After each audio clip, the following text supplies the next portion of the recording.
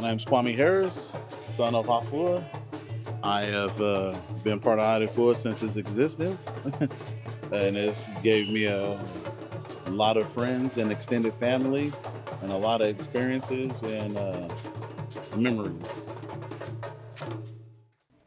We are golden. We are golden people. We are kicking off today, November 16th, 2024, our 40th anniversary of the Adefua Cultural Education Workshop. Some of y'all that know, we're a nonprofit organization, and our work, our ministry of arts and culture is all circulated within community. Yes, we're celebrating 40 years in community. We work with our seniors, our babies, our workers, our artisans. You know, the village is very, very golden. And we're so glad to take you on a journey. You ready to roll with us? Yes. So, giving thanks to our ancestors who have paved a way for all of us and our greatness. Giving thanks to the Kinara Park kids for this great opportunity for me to come and share with you, as we are just so elated about our success of legacy building. Every time you see spirit, every time you feel spirit, it resonates with who you are as an individual. Those things manifest here at the Odunde Festival. Those things manifest anytime we're celebrating who we are. Kwanzaa, the Nguzo Saba, resonates with who we are as a people. Giving thanks to Dr. Malana Karenga for making it possible that we have the Nguzo Saba to celebrate all year round, all over the world. Giving thanks, Ashe. Hi, my name is Leoma James Sarr, and I am a part of the Adefua community. Adefua shows up in community in such powerful ways. It shows up for families, it shows up for children, it shows up for people who would never have been exposed to it before.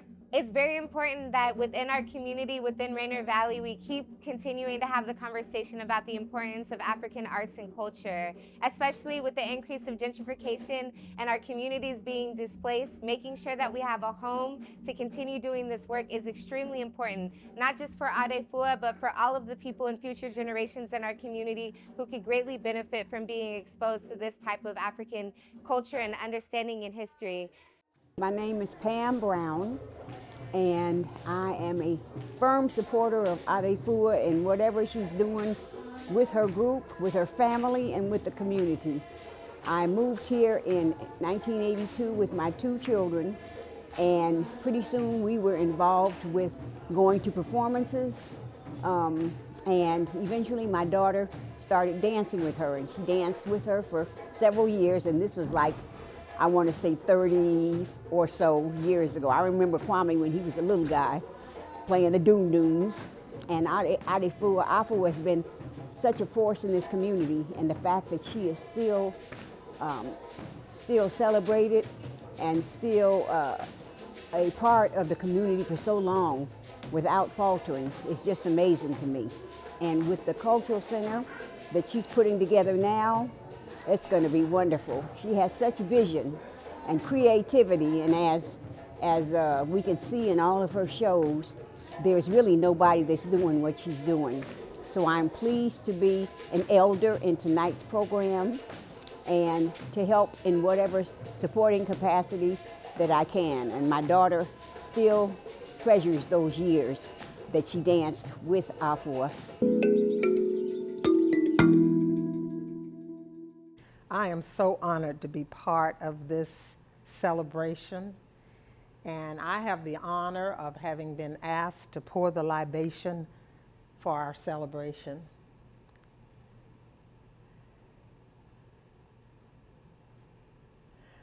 I want to first say honor to God for giving us this ability to gather. Despite all the circumstances around us, we stand together in unity. And when I say Ashe, I'd like for you to repeat Ashe, which means, and so it is. So let's first begin by honoring God who has brought us here. And we celebrate God because God celebrates us. Ashe. Then we want to honor our ancestors, those who chose to survive so that we could be here today. And we also honor those ancestors who chose to jump overboard on those ships coming from the motherland because they felt that death was better than bondage. We ask that the ancestors visit with us today, sit with us, talk with us, hold us in their hands, because we know that we stand on their shoulders and they have their arms always surrounding us. Ashe. Then we want to honor those people who were freedom fighters and are freedom fighters. All of those people, all the way from the Black Panthers who stood for us and fed our babies, the freedom riders who were on the buses and took risks so that we could have the freedoms that everyone else seemed to have been enjoying. We ask that those who were sung heroes and unsung heroes come and sit with us today. Ashe. We ask that those of you who can call the names of the people in your families, the people who taught you to be the fabulous Black people that you are today, just call their names. I call my grandparents, Florida and Lucinda Gray, my parents, Thomas and Alta Brim, my uncles and aunts who sacrificed so that I could stand with you today. Call the names of your ancestors. Ashe. Call their names and bring them into the room. Ashe. Call them into the room. Ashe. Ashe, ashe, ashe-o.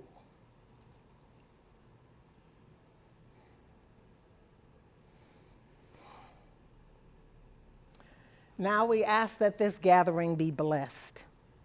As an elder and a person who loves Black people, I just ask that they bless this gathering so that we know that we can stand tall regardless of what kinds of things are going on in the world. We thank those people who have taught us to stop for a moment, to rest, and to know that we can celebrate Kwanzaa and celebrate each other. So we ask their blessings on this gathering because we know that they are here. Again, Ashe.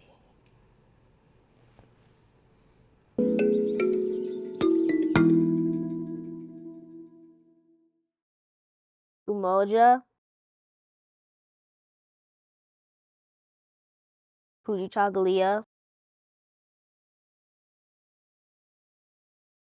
Ujima,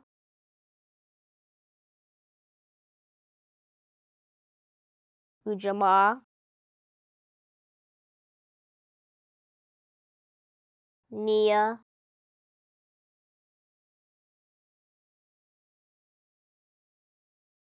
Kuumba, Imani.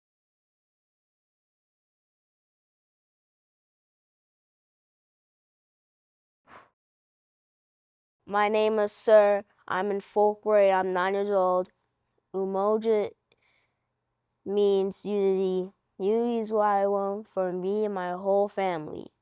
Unity makes a powerful community. Umoja means unity.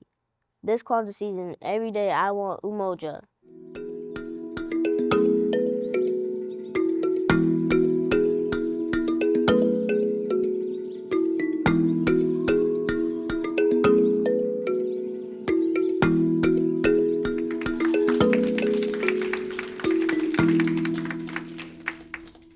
Thank you all for being here. We have had, my name's Lute-Ervin with Kinara Carr Kids.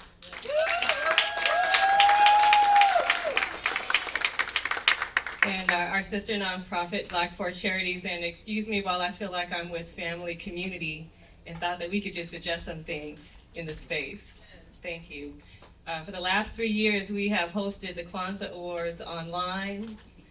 We have folks who are joining us and award recipients from all over the world. And we are grateful even now to have the United States and Kenya and the Netherlands and the United Kingdom joining us today.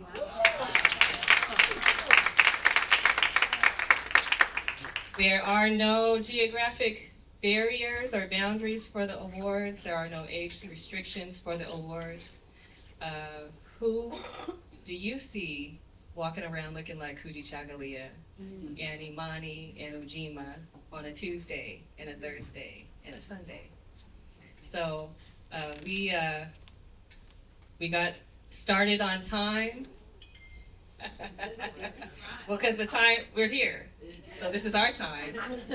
And we define this space, and our most important goal for the day is that, one, that we all have a chance for in-gathering, which is all of us together. We are our most precious resource. So that's what this is about.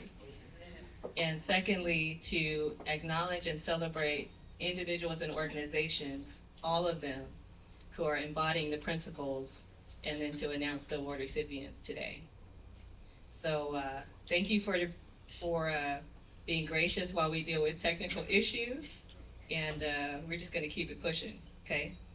So for those of you who have been part of the Kwanzaa Awards or seen the Kwanzaa Awards in the last few years, we usually have a format. In the first hour, we have a community reflection, some sort of tribute, and in the second hour, we do the awards. But we changed it up this year.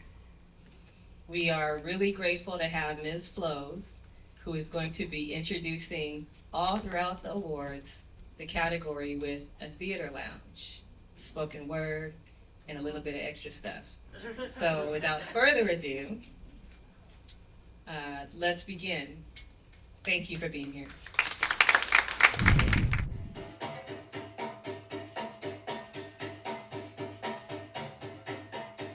Habari Gani. What's the news, nieces and nephews? When was the last time you spoke with the elders of the family? I know you've been busy, but you've got to make time. I call my sisters and brothers periodically just to hear the sounds of their voices. I need to know they're well. And I know they need to hear from me. It's called sibling responsibility. I check on mine. Ooh, I haven't seen my neighbor in about a week or more. Gotta knock on his door and do my neighborly duty. He lost a close family member recently. And he didn't seem to be coping, and I was hoping I'd see him passing by. I was gonna hug him and let him know his Black life matters to me. Most definitely. Brothers, sisters, all of my kin, all who share the fortune of melanated skin. When I speak confidently, positively, and for us all. Please, hear my call. You see, together, we must surely stand hand in Black powerful hand. In love, in educated life, avoiding division, eliminating strife, and struggle, unify. UNITY. Umoja.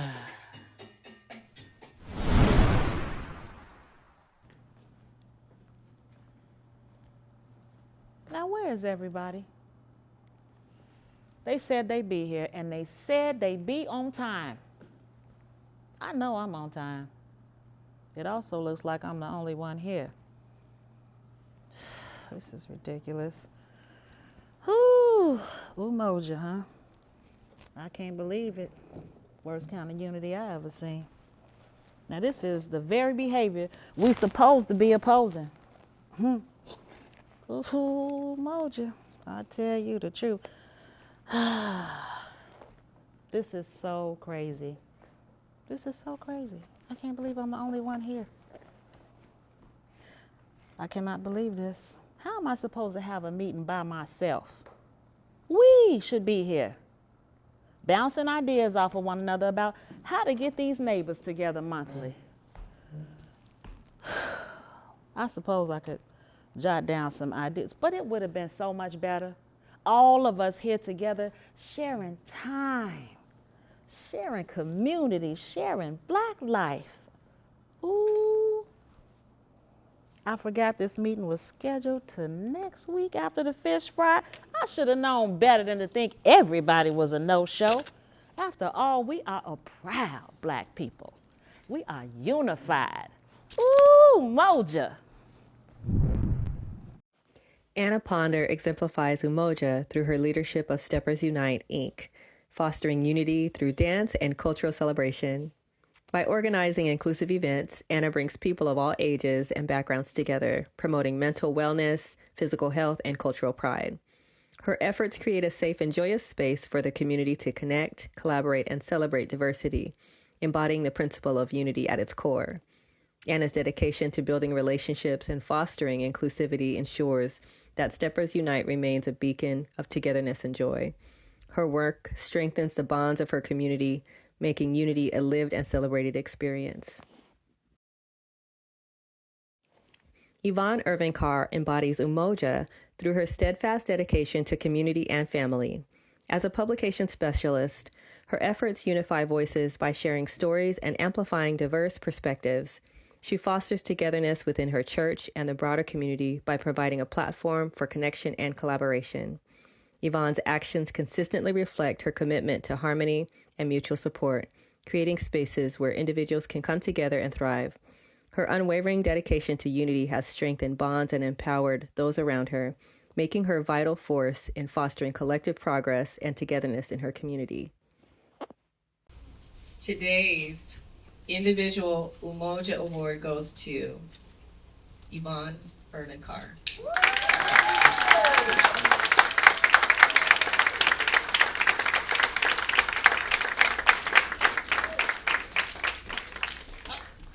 Oh, come on up here, beautiful.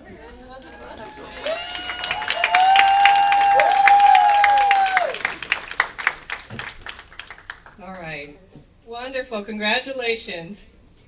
We might have to adjust this podium. Come on over here. Congratulations, and thank you for being here. Every award recipient, you'll have a few minutes to say any special words. Would you like to share? I would like to share. I would like to honor my parents, Charles and Christine Irvin, who taught me about family unity. They taught me about the principles of Kwanzaa, even though they didn't have a name for it. I think this organization, I'm still not sure who nominated me. Is Dr. Georgia McDade anywhere around? Or Sarah Jean? But I'm very appreciative, humble, and grateful. Sorry. It could have been Eddie.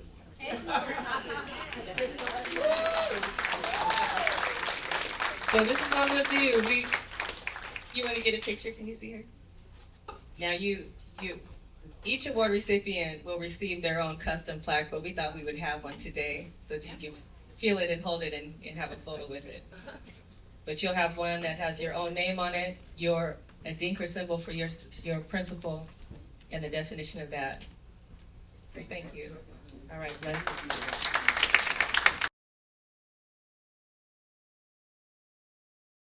Give it up for our awardee, please, one more time. That's beautiful. I wasn't supposed to be up here, but I wanted to say something really quick. It's very important.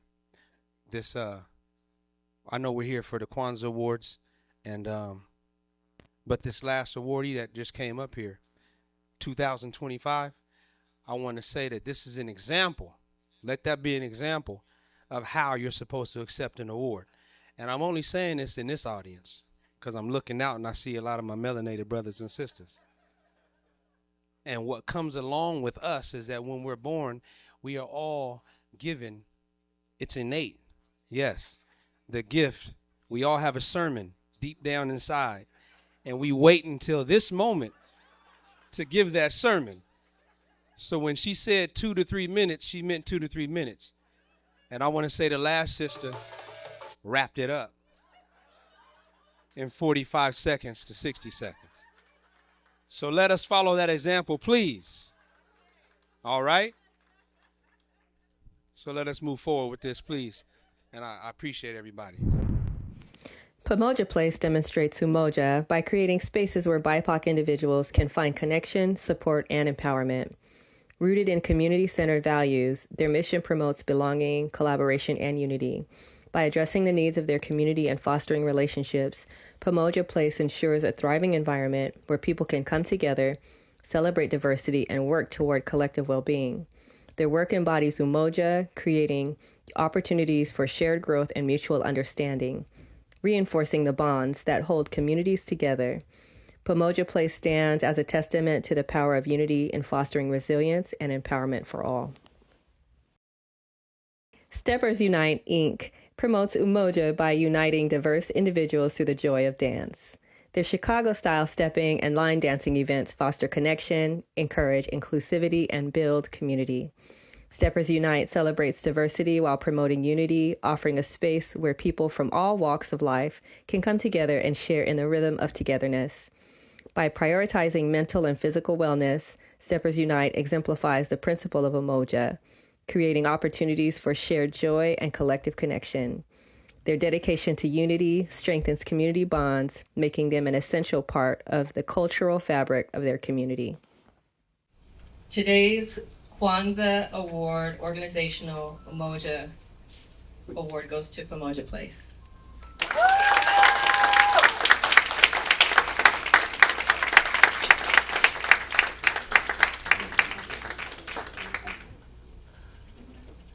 Come on over this way. Congratulations.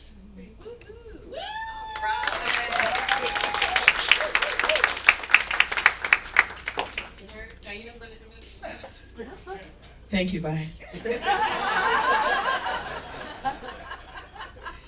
I couldn't have said it better. I was sitting there like, what do I say? Thank you so much. Thank you all so much. It's lovely to be here and to see us in a space of love and joy. Yeah. And it was said, Pamoja Place, it's whatever our community needs to thrive and get out of that survival mode. If you need a gas card, we're here. If you need help with your rent, we're here. If you want to play pool, we're here. If you want to dance, we're here. Thank you all so much, so much. Thank you. What I heard that sister talk about was in that short amount of time, she couldn't really say it. I'll take up the rest of her 2 minutes. I appreciate that. But she was talking about, that was community. That's a community center. And this is what we need. A community center is a place where everyone can come, of all ages, and you can find something of value. It was once said to me, when you get involved in a situation, you want to be in a place where you can benefit that place or the place can benefit you. And if you're not finding that, then you need to find somewhere else to go. And so what I like about the concept of Kwanzaa is that it embodies the essence of community development from all aspects, So, you know, for me personally, if you can't find something within Kwanzaa, then I don't really know what to tell you. They've even added an 8th day to Kwanzaa, to self-defense. My suit is, I got a European cut suit. Yeah. This was, if I was still doing my Steve Harvey thing, I'd be able to get loose. But that's not what we have. I mentioned heavyweights before. Are they ready? They are ready. Okay, we'll talk about that a little later because I want to point out a couple of heavyweights that we got in the room. But we're gonna go to the next award.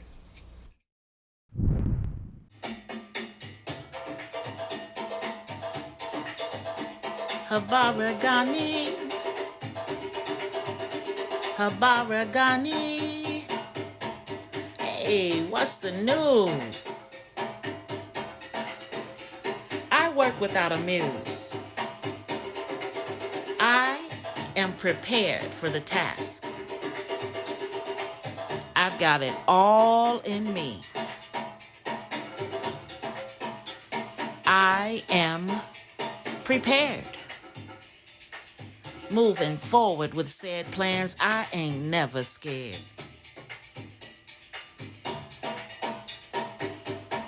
You see, I work through frustration without hesitation. Ooh, I ain't got time for no devastation. I don't leave room. I've got this.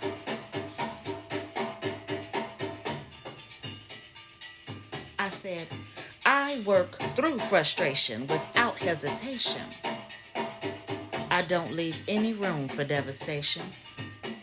I've got this. I'm prepared. I ain't never scared. I'm driven. Kujichagulia.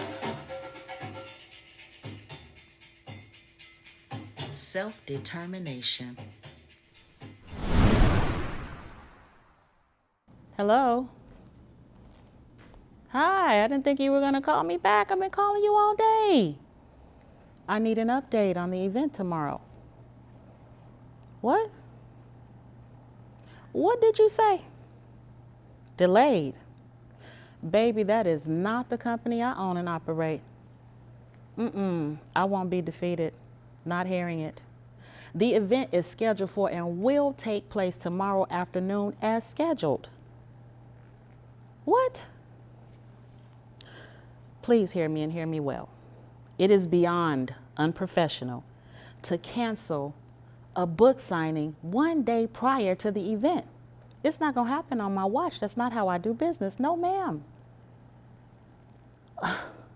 First, let's take a beat. Let's take a breath. Yeah, I'm the owner. You're the assistant. Take a breath. Breathe. We can do this. I'm a strong black woman. You're a strong black woman. We were raised by strong black women, so the caterer overbooked. No biggie.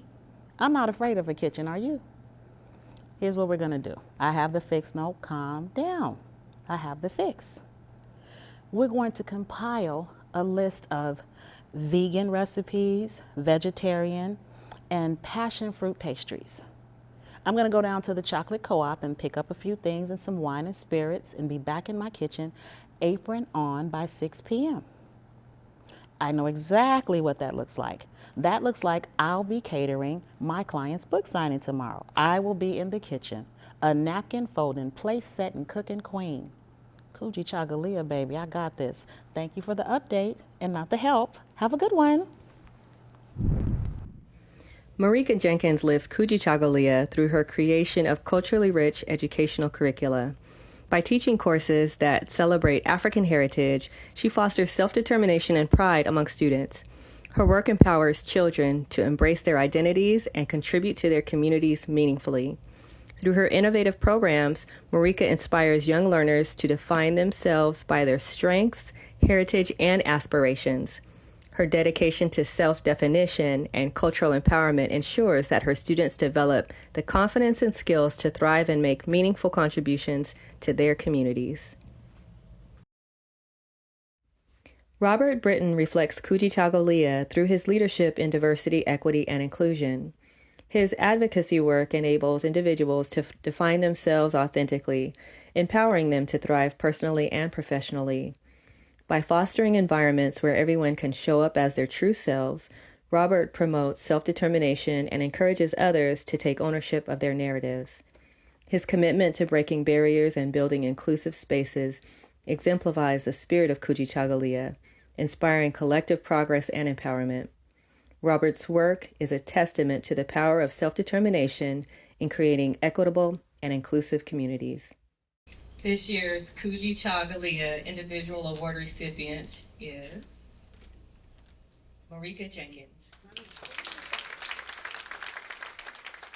Greetings, family. I am so happy to be here, so honored to be among the finalists. Kwanzaa and its guiding principles have been formative throughout my life. It now gives me a workable framework for education, regardless of the content I'm teaching. It gives me my marching orders to ensure my scholars see themselves as African, think as African, work steadily toward their goals as Africans, and finally to live as Africans.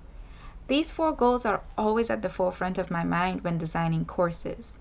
Kwanzaa principles have encouraged me to reorient scholars to what I like to call the African North Star.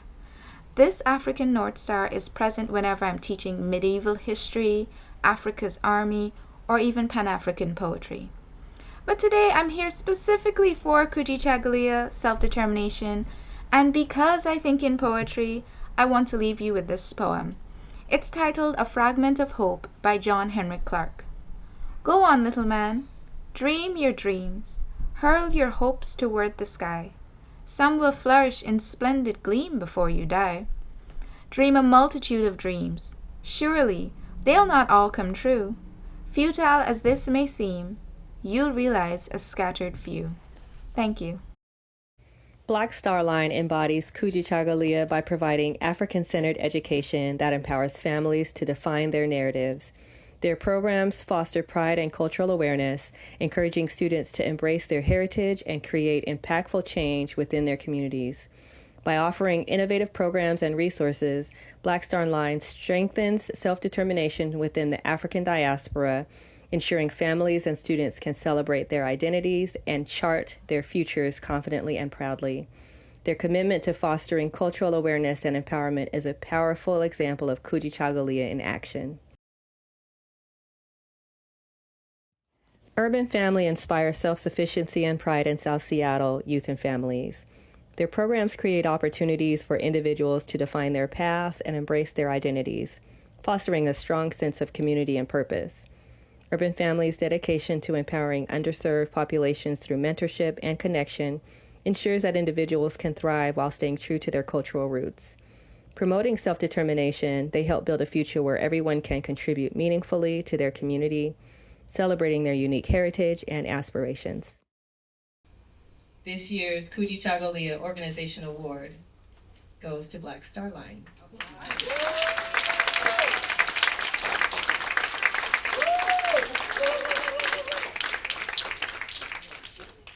Is Black Star Line in the house? Is there anyone that can accept on Black Star Line's behalf? Going once. Dr. Sullivan? Dr. Sullivan? How appropriate, Dr. Deborah R. Sullivan. Come on up.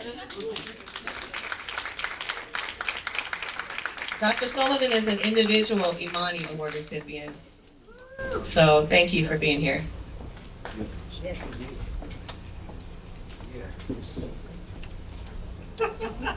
I accept this on behalf of Black Star Line. I've been involved with Black Star Line for quite some time. And I have to say, all the way from their homeschool program to their Embrace Your Best Self, to all of the times that they came together during COVID to support parents who found themselves suddenly homeschooling and who decided to stay there, self-determination. Thank you.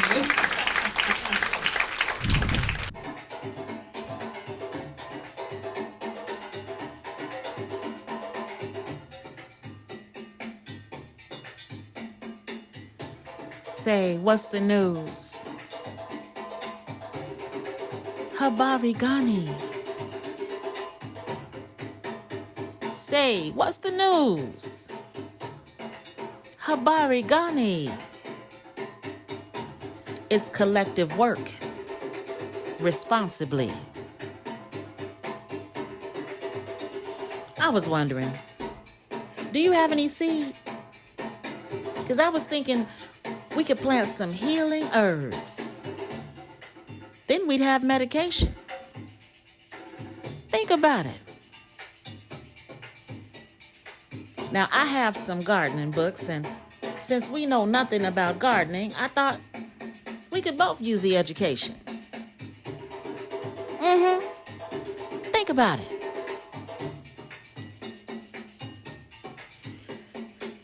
See, we need to know how often to water, which protective netting to provide. Child, in the future, we might need this here garden just to survive. We'll need to decide who plants the seeds, who waters, and who picks and plucks. We need to find the most cost-efficient methods because we don't have the big bucks. Oh, did I mention? I have the soil. Now, do you have any seed?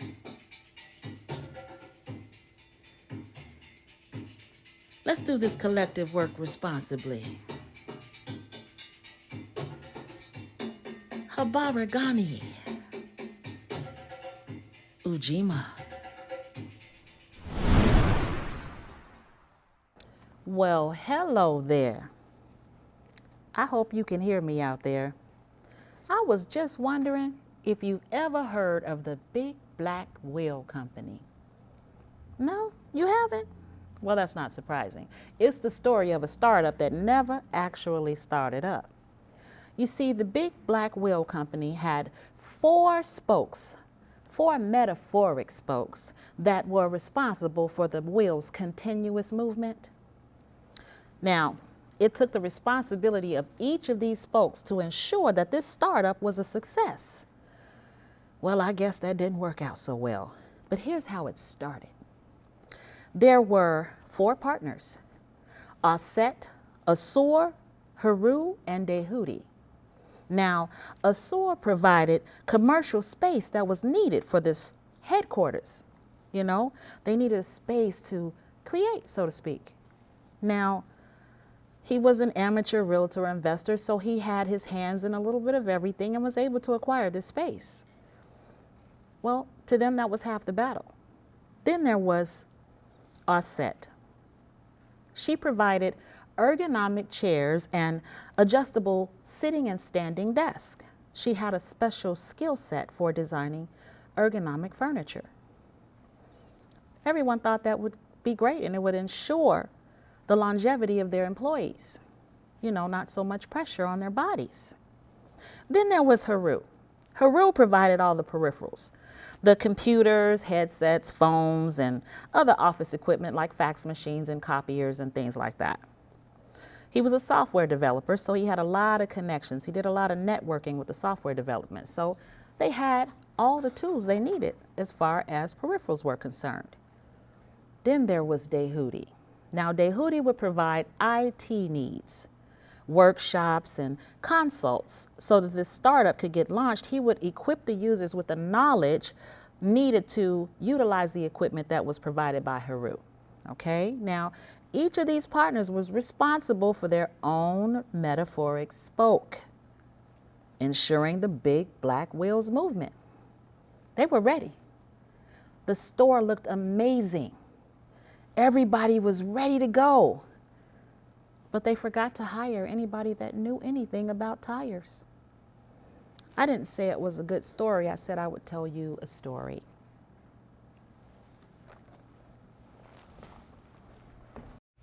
Angelia Yancey Watson exemplifies Ujima through her work as a mental health first aid instructor, certifying over 200 individuals to recognize and address mental health challenges. Her dedication to education and empowering others fosters a sense of collective responsibility and strengthens community bonds. Angelia's work creates a network of care that prioritizes mental health awareness and support, ensuring that communities can work together to address challenges. By equipping others with the tools to help those in need, Angelia demonstrates a sense of Ujima, promoting shared responsibility and collective well-being in her community. Bettie W. Watson lives Ujima through her leadership in founding Multi-Communities, an organization addressing domestic violence. Her work brings together individuals and organizations to tackle the lasting impacts of domestic violence on families, particularly in African American communities. Bettie's approach to collective healing and shared responsibility fosters a stronger, more resilient community. She empowers survivors and their families to rebuild their lives by offering resources, advocacy, and support. Bettie's dedication to addressing a critical issue highlights the principle of Ujima, creating opportunities for collective action and responsibility in her community.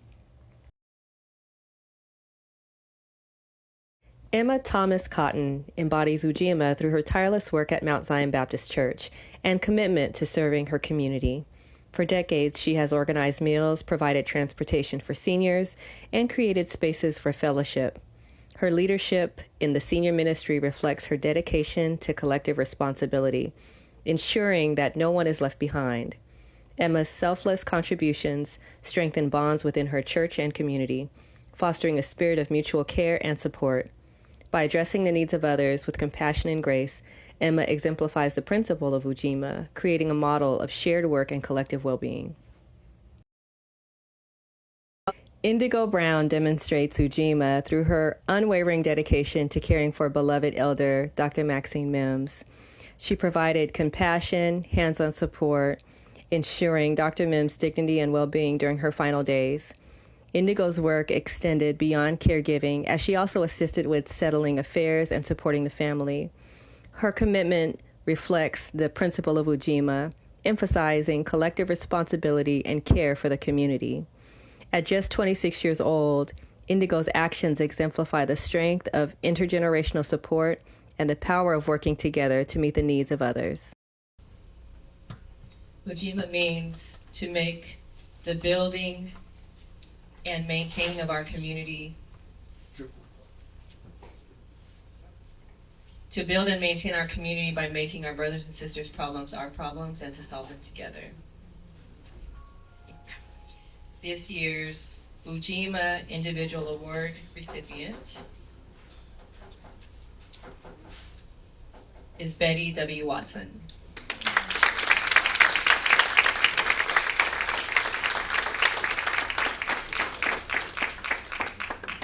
I don't think Miss Bettie is with us today, or not in the room. I should say that differently. But we honor her and we are grateful for her and her work. So let's move on to the next one. Let's give a clap to Miss Bettie.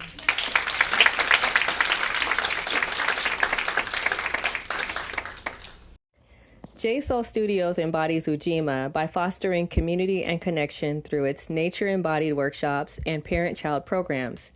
By creating safe outdoor spaces for BIPOC families, they provide opportunities for collective healing and shared experiences. Their commitment to building connections among families reflects the principle of Ujima, ensuring that the community works together to foster well-being and empowerment.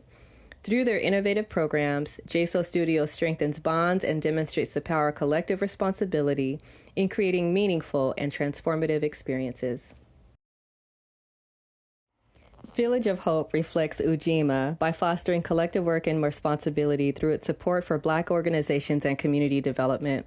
Their weekly meetings and intentional workshops address challenges, resolve conflict, and build collective power. By emphasizing unity and shared responsibility, Village of Hope empowers individuals and groups to work together toward justice and equity. Their dedication to creating a supportive and resilient community exemplifies the spirit of Ujima, ensuring that everyone contributes to and benefits from collective progress. This year's award recipient for Ujima organization is JSOL Studios. Woo!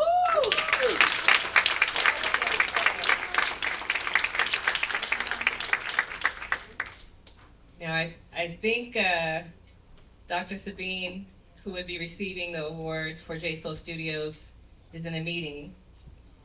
We will hear from them another time or later as they accept their award. And a couple things about the awards. The selection is made by the selection committee, who are previous award recipients. It is a job that I wouldn't want. It's incredibly difficult. And so we are grateful for them. So let's, if we could, thank our selection committee.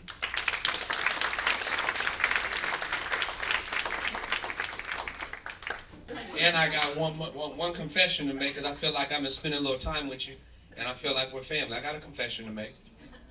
And I've been doing Kwanzaa since I was a pup.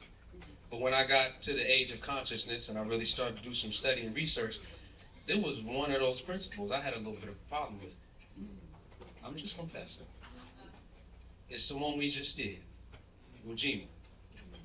Because when it said on there, make your brother's problems my problems. I don't know about you, but I got some friends and family. I don't know about their problems.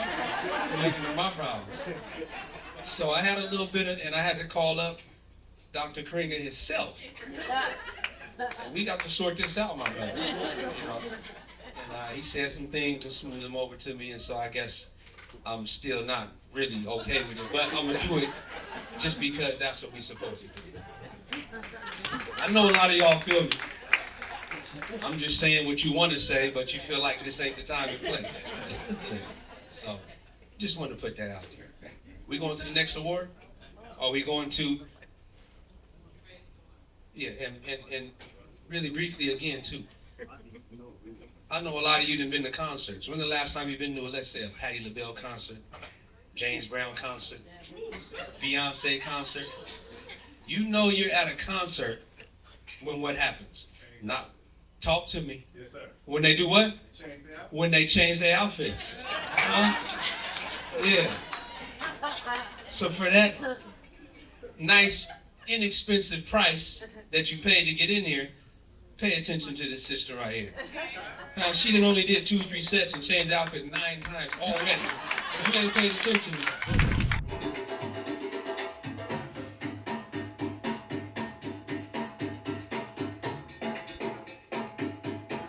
Hey, habari gani? What's the news? Well, I've got some you can use. Step on in, my friend. Welcome to the Chocolate Co-op. Yes, welcome in. Fulfill every chocolate need in one stop, right here at the Chocolate Co-op. What have we got? Well, we got collard greens and chicken wings, injera, rice, and pinch spice. Oh, what's that you say? No, ma'am. We don't sell chocolate, although that would be nice. So I can tell you that we've just added lamb, beef, and goat to our fine selection of meats. Yes, indeed. Every chocolate need at just the right price. What's that you ask? Oh, no, sir. There is no candy aisle, and we don't sell chocolate here, though that does sound nice. You know what? Maybe when you're checking out, you could talk about that with the cashier because she's one of the owners here. Right. Oh, pardon? Oh, we serve the melanated. But welcome to the melanated co-op. It didn't have as much of a pop. So we say, welcome to the chocolate co-op. Every chocolate need, all in one stop. That's cooperative economics. Ujamaa. Habarigani. Now, for those of you who don't know, that means what's the news? And I've got some you can use. We're starting a neighborhood shopping experience right here in the center of the neighborhood. Us community members, we got together and decided that we wanted goods and services for our community from our community. Therefore, the money goes back into the community. Now, let's talk about the community. There's Miss Annie Polite. Mrs. Polite is an amazing fashion designer, and Madame Makata owns her own modeling agency, yet she is the model for Miss Annie Polite, and Mr. Polite has already designed their website. Now then there's Mr. Campbell. Mr. Campbell, well, he acquired his own black vineyard. He's going to offer tasting time. That's his version of happy hour. Then there's little Miss Christie. Christy wanted the perfect vegan menu. Her vegan enchantment stand will be a welcomed addition at the neighborhood shopping experience.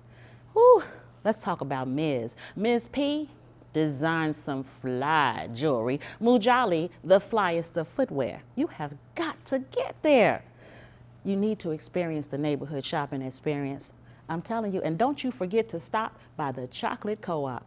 Oh, no, they don't sell any candy there, no chocolates. But you got to get there. The neighborhood shopping experience. Come by and check us out. Dr. Linda H. Humes embodies Ujamaa through her work as a cultural educator and storyteller. As the founder of Yafa Cultural Arts Incorporated and CEO of Story Power LLC, she connects communities by creating opportunities for economic empowerment and cultural preservation. Her efforts inspire collaborative action and mutual support, ensuring that cultural education remains a tool for empowerment. Dr. Humes exemplifies Ujamaa by uplifting communities, fostering partnerships, and ensuring resources are shared to create sustainable economic opportunities, particularly for historically marginalized groups. Her leadership reflects the principle of Ujamaa, uniting individuals and organizations in the pursuit of collective success and resilience. Jesse Rhodes Jr. exemplifies Ujamaa through his philanthropic leadership and community service. As a mentor and leader within several organizations, he champions initiatives that promote collective economic growth and empowerment. His work with After School All-Stars, Wonder of Women International, and Love Orphanage embodies the spirit of cooperative economics, fostering opportunities for marginalized communities. Jesse ensures that resources and opportunities are shared equitably by supporting educational programs and humanitarian efforts. His leadership inspires collective progress and builds pathways for sustainable growth, reflecting the essence of Ujamaa in creating economic empowerment and fostering mutual support within the community. Lynne Reese exemplifies Ujamaa through her lifelong dedication to supporting Black children with special needs.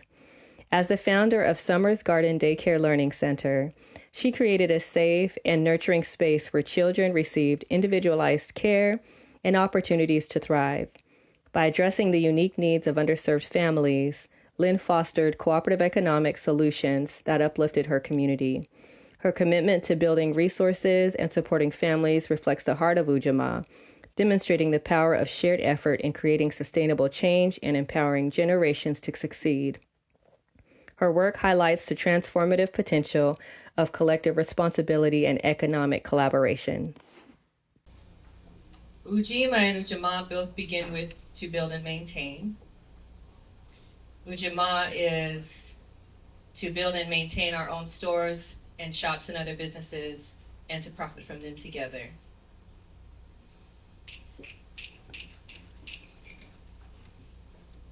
How about that?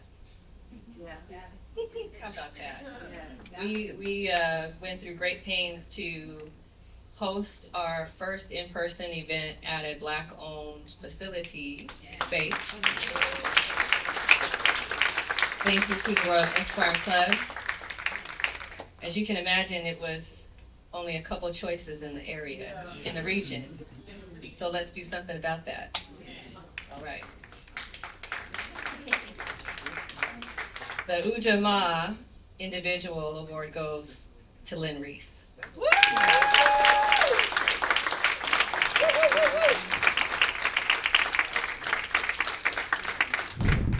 It's Never Too Late to Create and Innovate reflects Ujamaa by empowering Black youth to become entrepreneurs and fostering economic independence. With a vision that every Black child should own a business by age 18, N2E promotes mentorship, workshops, and resources to develop entrepreneurial skills. By investing in young talent and creating opportunities for collaboration, N2E strengthens economic empowerment within the Black community. Their work inspires self-sufficiency and ensures future generations can contribute to and benefit from shared economic growth. N2E embodies Ujamaa by fostering cooperative efforts that lead to sustainable success, celebrating innovation and uplifting the next generation of Black business leaders. Twanda Hill Incorporated demonstrates Ujamaa through its dedication to supporting small businesses and nonprofits. The organization fosters economic collaboration and empowerment by providing consulting services, event planning, and marketing strategies. Twanda Hill Inc. specializes in uplifting Black-owned businesses, helping them thrive through innovative solutions and community connections. By investing in the success of others, they create opportunities for shared growth and mutual benefit. Their commitment to cooperative economics aligns with the spirit of Ujamaa, ensuring that the community continues to flourish through collaboration and collective progress. Twanda Hill Inc. exemplifies the power of shared effort in achieving economic success. This year's organization, Ujamaa award recipient goes to, or award recipient is Twanda Hill.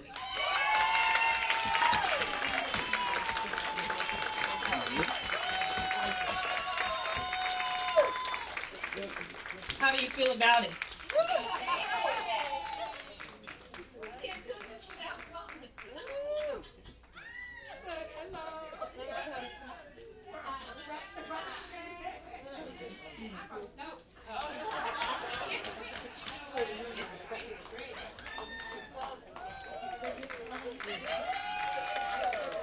Got materials and everything. Turn around, turn the other way. Turn it around, no, turn it around.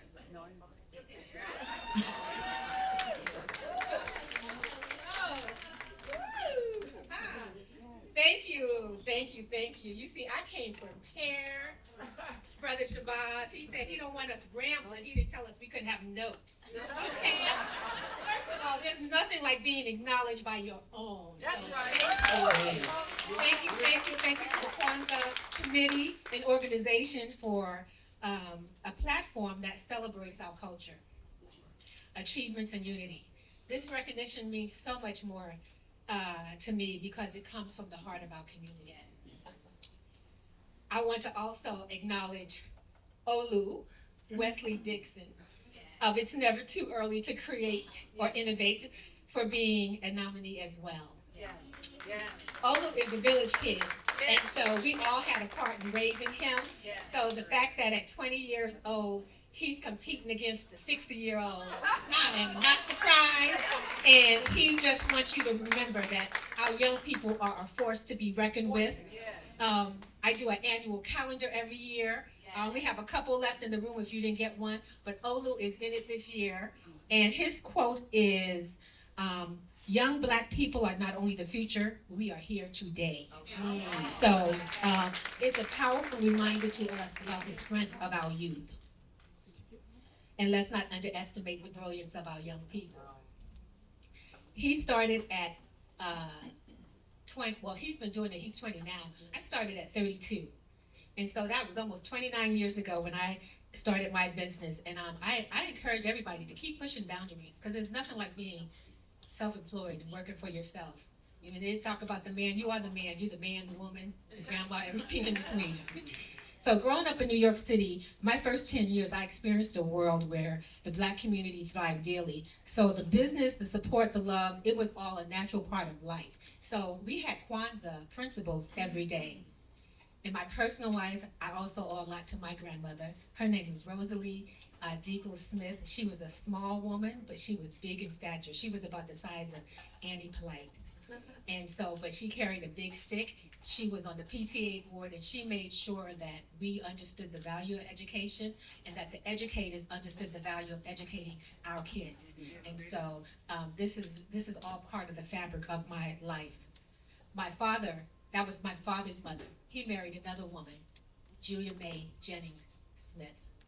And my mother, she was undereducated by today's standards, but what she had was common sense. Common sense, and she had some street smarts. So one of my best memories of Dr. Lynne, she called me an elegant thug. So she said, don't let the nice outfits fool you. If you really know me, you'll know me. So I like to thank my mother also, because you know we are who we are because of our parents.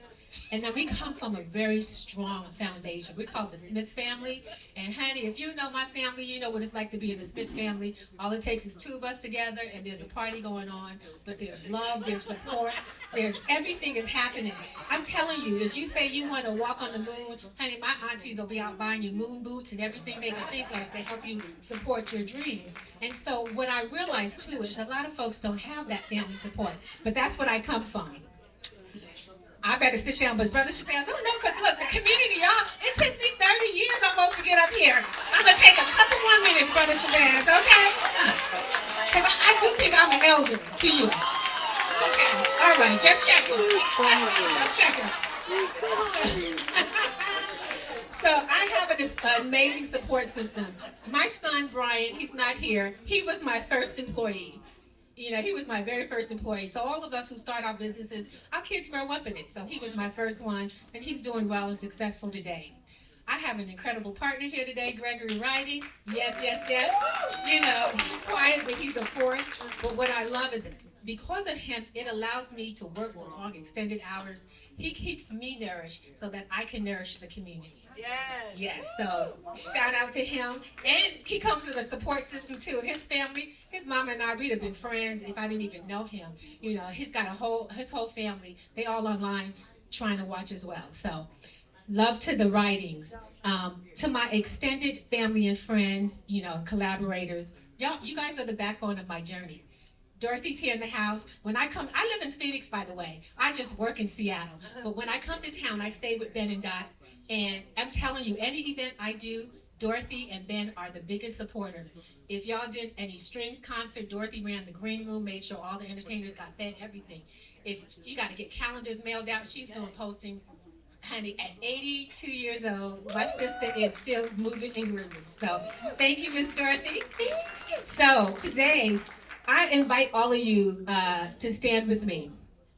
If you are part of my family, please stand. Part of my family? If you've done business with me, please stand. If you plan to do business with me, please stand. I see you, Isiah, yes. Now that you're standing, let's give a round of applause to Lute-Ervin and her team. Your dedication inspires us all, and I look forward to continue our shared commitment to purpose and serving our community. The Ujima Award reinforces the transformative work that we carry out in the Black business ecosystem, and it's both a recognition and an inspiration to continue driving meaningful change and growth. So thank you, thank you, thank you. You never know. I never seen a mic I didn't like. I got one small announcement. Okay. How many of y'all got this journey book for honoring Dr. Mims? I have a few more here if you did not get one. We are doing her celebration of life on Saturday, March 8th. It's going to be at the Evergreen College campus in Tacoma. What time? No, it's in the morning. It's what time do Black folks have funerals? 10 or 11? One of the two. I think it's 10 a.m. because I know it's a celebration of life, but I'll tell you why later. But I will have, I'm opening this book back up for some other tokens of love to her. So if you want to be in there, you missed out on the first time. As of Monday on her port on the drmimspresents.com portal, we'll have that information. Oh, Noni has extras as well. Okay. Look, I got Brother Shabazz a little nervous, huh? Give it up for our keynote speaker. We like to thank the sister. And one more question. Where can they find, are you selling the book? No, the book, you just read an excerpt out of your book. Oh. No, you're good. No. Give it up for our awardee. No, listen, she a good, definitely. She's the one right there. I appreciate that. Black folks, we something else, ain't we? I like to say this. We are we went through a phase. We went from Negroes to blacks. We went through the process, and African Americans to African, whatever we want to call ourselves. But I like to say that we are a people of innovation. We take nothing. We were given nothing, and we made it into something. And that sister right there, she epitomized that. She turned 2 minutes into 20 minutes. And I don't know, because my clock only moved 2 minutes. But I'm telling you right now. Yes. You understand? understand? So we're going to go intermission. Is our sister going to bless us with a beautiful song to give us, to move our spirits as we move into our intermission?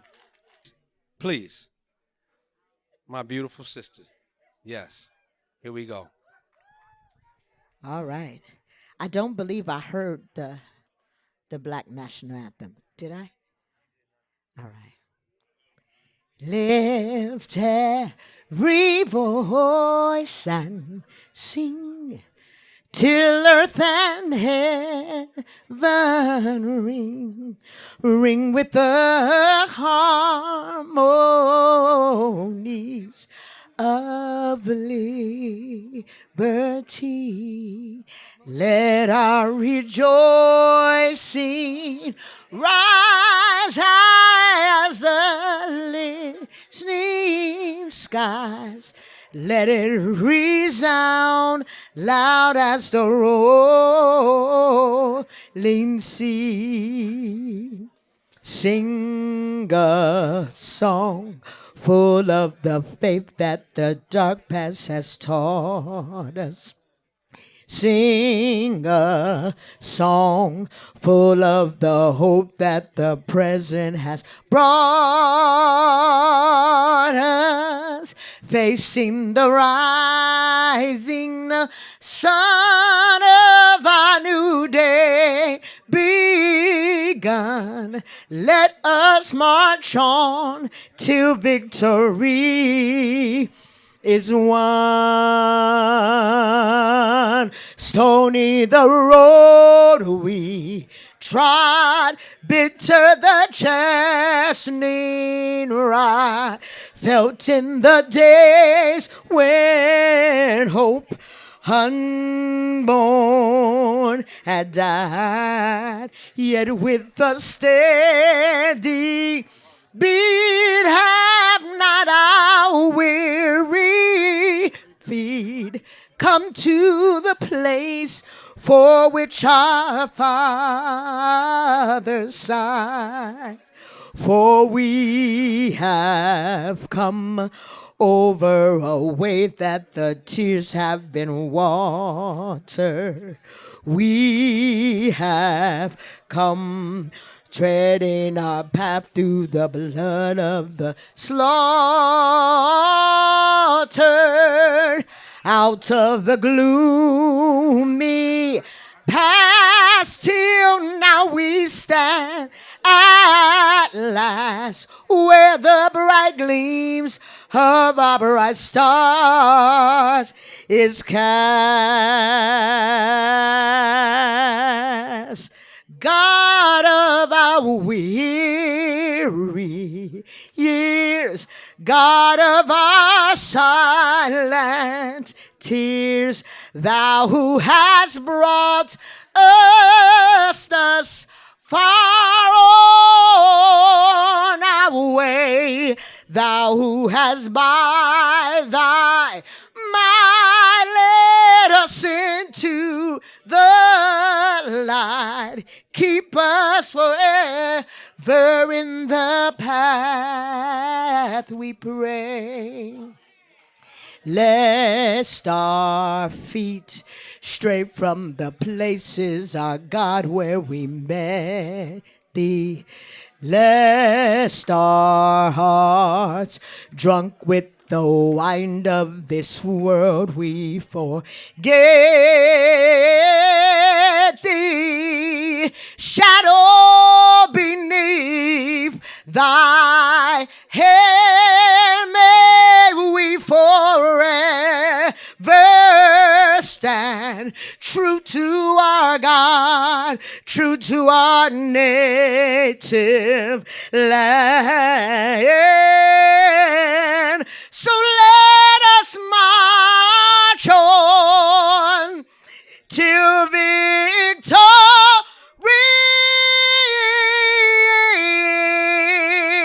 is won.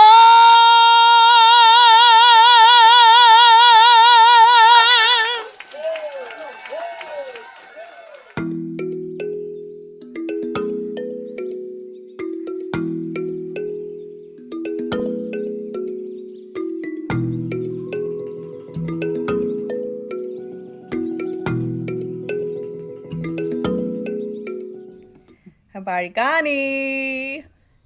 It's Umoja. Oh, the first of our prototypes. He's 4.5 inches tall. He can stand on his own, and he comes with a stand.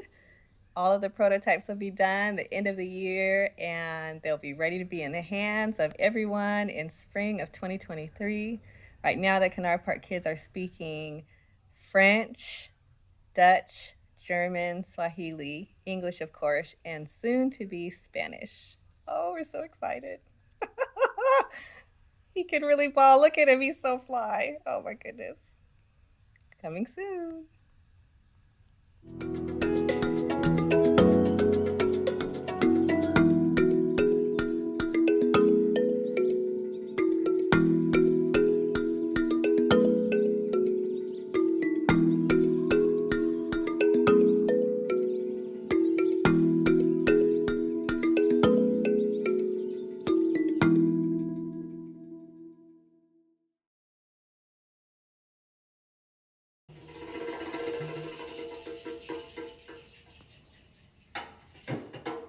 Habari gani?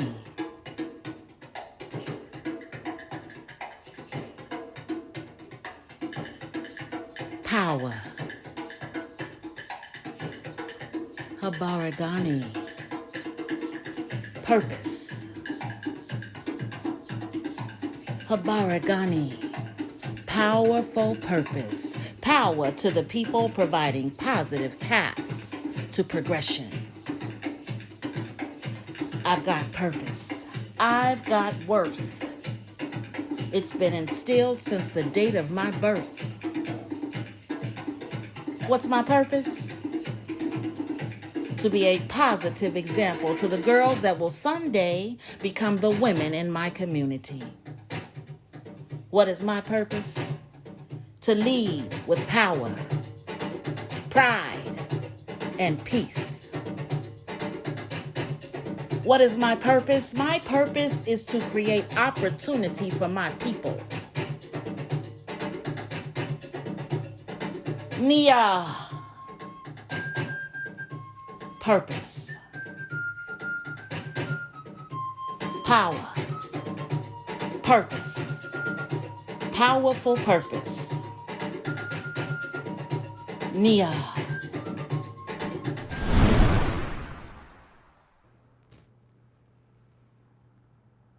And someone asked the question, why?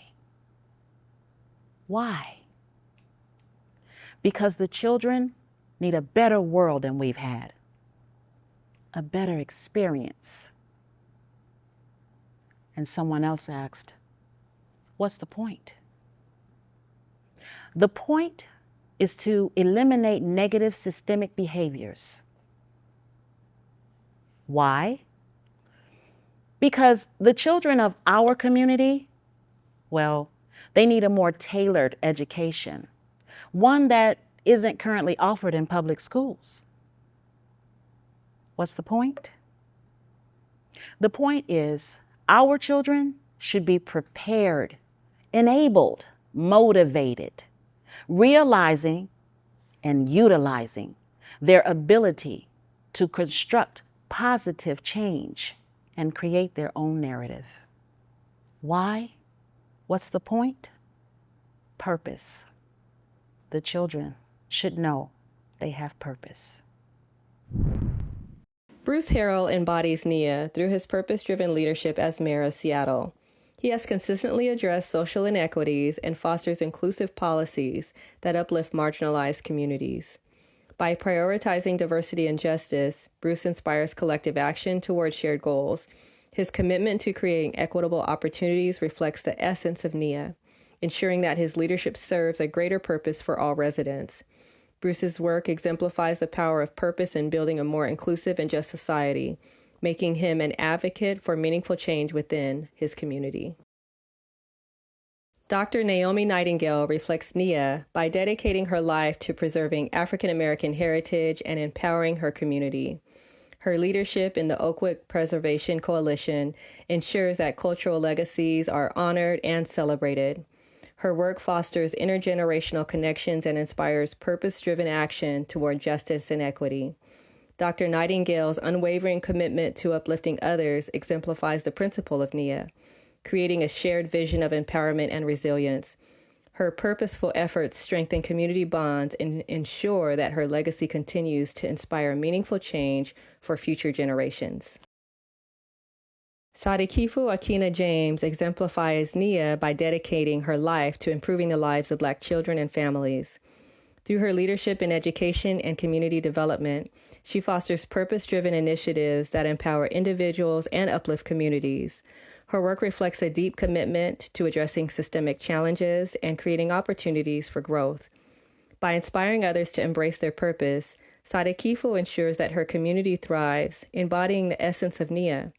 Her actions demonstrate the transformative power of purpose in creating meaningful change and building a better future for all. NIA means to make the collective vocation, the building and developing of our community in order to restore it, to restore us to our traditional greatness. That means to bring all of our gifts to community, all of our amazingness, all of our greatness, all of our good things to community, to benefit community. And we don't know that unless we know what we're all really good at. So that is NIA. This year's individual NIA award goes to Dr. Naomi Nightingale.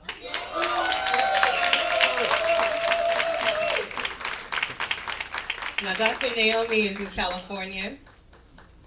She is in California, and we have not been able to get her, hear her voice in response to the award. Have you talked to her? Okay, come on, please. Mary Elizabeth Himes. Dr. Naomi Nightingale is my auntie. I'm crying right now because I met her only 10 years ago. And in a world that I hadn't met the people that I needed to meet, my auntie is that person. She is resilient. She is fierce. She went up against the Penske family to take back the community church that had been purchased by this family to live in. But it was an African American church, the oldest African American church in the community, over 100 years old. She continues to fight and make change and make differences in her community in Venice, California, in the Oakwood Park section. I am proud to be her niece. She is a poet as well and gifted me her poet shirt. She said, "I love this shirt, but I love you more, niece." And so she is the legacy that I follow. So I'm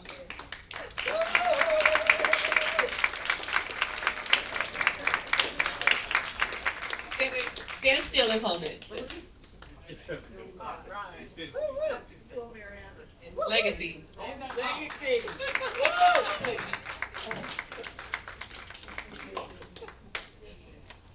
I'm doing so good. Parents for Student Success embodies NIA by empowering families to actively support their children's education. They foster purpose-driven action toward academic success and equity by providing tools, resources, and advocacy training. Their programs inspire parents to become effective partners in their children's learning journey, creating a shared vision of achievement and progress. Parents for Student Success ensures that every child, every family has the opportunity to contribute to a brighter future, reflecting the principle of NIA. Their work strengthens community bonds and builds foundation for long-term empowerment and collective purpose, making a lasting impact on the families they serve. This year's organization NIA award goes to Parents for Student Success.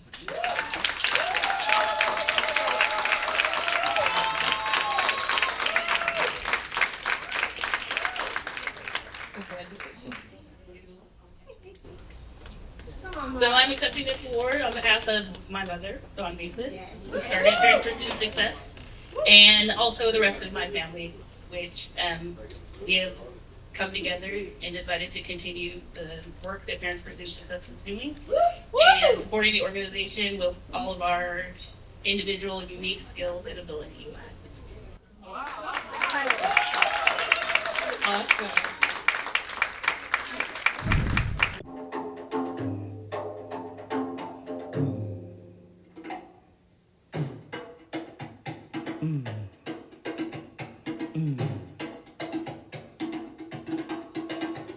Habaragani,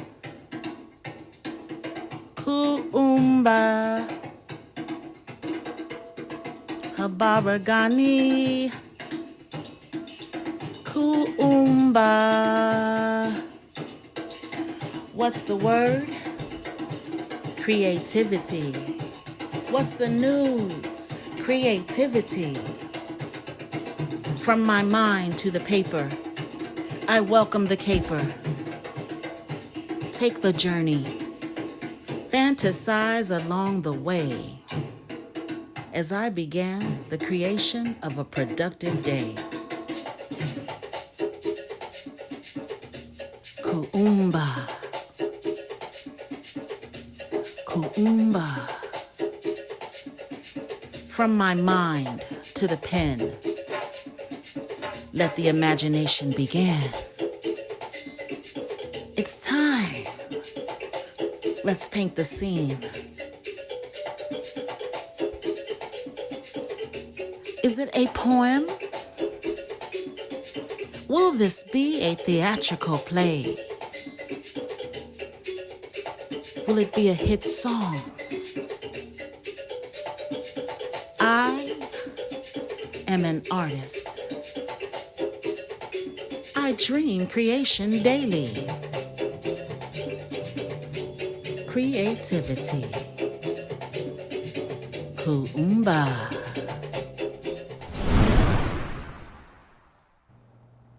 I am a creator. I am honored and grateful for the ability to create poetry.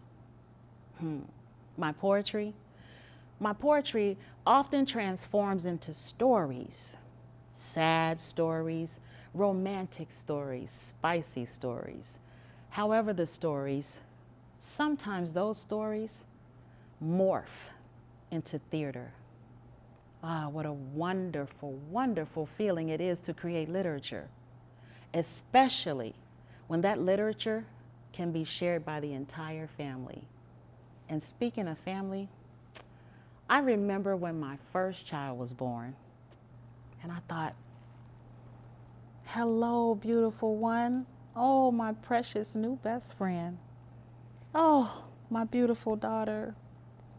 I thought, hey, I did it. I created something. I am in the act of creating my family.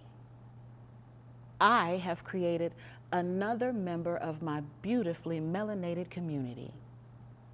Okay. I did 50%. My significant other gave 50%, so I guess we did it. We created this beautiful being. Now all that was left was to nurture, love, instruct, and then some. Oh, creation. Creation's a beautiful thing. I thought I'd share this story with you because you're a creation. I'm a creation. The earth, the universe, it's all creativity.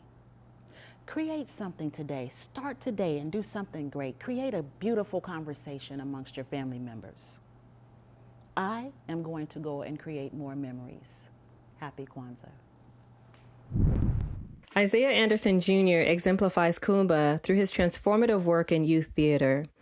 His productions, like the Teen Summer Musical, creatively integrate cultural pride, self-expression, and social awareness, inspiring young performers to embrace their identities. By weaving the principles of Kwanzaa into his storytelling, Isiah educates and empowers youth while fostering a sense of community. His dedication to using theater as a tool for cultural education and empowerment reflects the spirit of Kuumba, demonstrating how creativity can build connections and inspire change. Isiah's innovative approach ensures that his work positively impacts performers and audiences. Josephine Howell embodies Kuumba through her extraordinary artistry as a singer and performer. Her ability to inspire and uplift through music brings light to her community, transforming lives with every note. Josephine's performance in productions like Black Nativity reflect her dedication to celebrating African American culture and history. Her creativity extends beyond the stage as she mentors young talent and shares the healing power of music. By using her gift to bring hope and joy to others, Josephine demonstrates the transformative power of Kuumba, enriching her community and ensuring that her legacy and artistic excellence continues to inspire. Vida Oliphant-Sneed exemplifies Kuumba through her creativity as a playwright and educator. Her play, The Lion Tells His Tale, based on Delbert Richardson's Traveling Museum, transforms African American history into a powerful narrative. Vida's work provides a platform for intergenerational learning and inspires audiences to reimagine their cultural heritage. By using her talent to educate and empower, she embodies the principle of Kuumba, demonstrating the transformative power of creativity. Her dedication to storytelling ensures that African American history and culture are celebrated and preserved, leaving a lasting impact on her community and beyond. We want to acknowledge, let's give it up for all of our finalists, please. Let us acknowledge. It's very tough. I've always wanted to do this, so I asked Noni if I could be up here. And for the first time tonight, I'm actually nervous because I'm presenting one of these awards. And the winner of the Kuumba individual award goes to Isiah Anderson Jr.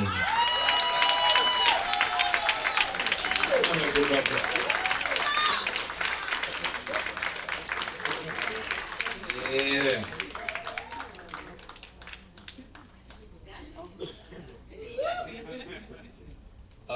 Wow, thank you so much. I cannot take credit for my creative gift because it was that of God.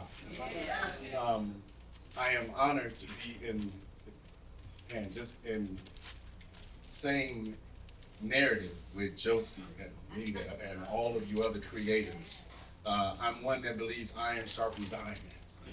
And so I am as good as I am and as good as I'm going to be because you are so good. And you are so good. Wow. I have been in Seattle 40 years. I came here from Chicago, Illinois. And I got here and I ran into Steve Sneed, his husband, Kavidi Monet, Rico Bembry, and all of those individuals who were at Langston Hughes Culture Arts Center at the time, and they said, young man, we see something in you, come share it. And so though I said I can't take credit for my creativity, I do say I am honoring God by sharing it. And I'm going to continue doing that. And I thank you for your recognition. This is a part of my heaven. Good and faithful. Everyone who continues to support what I do and how I do it. I thank God for you. Thank you.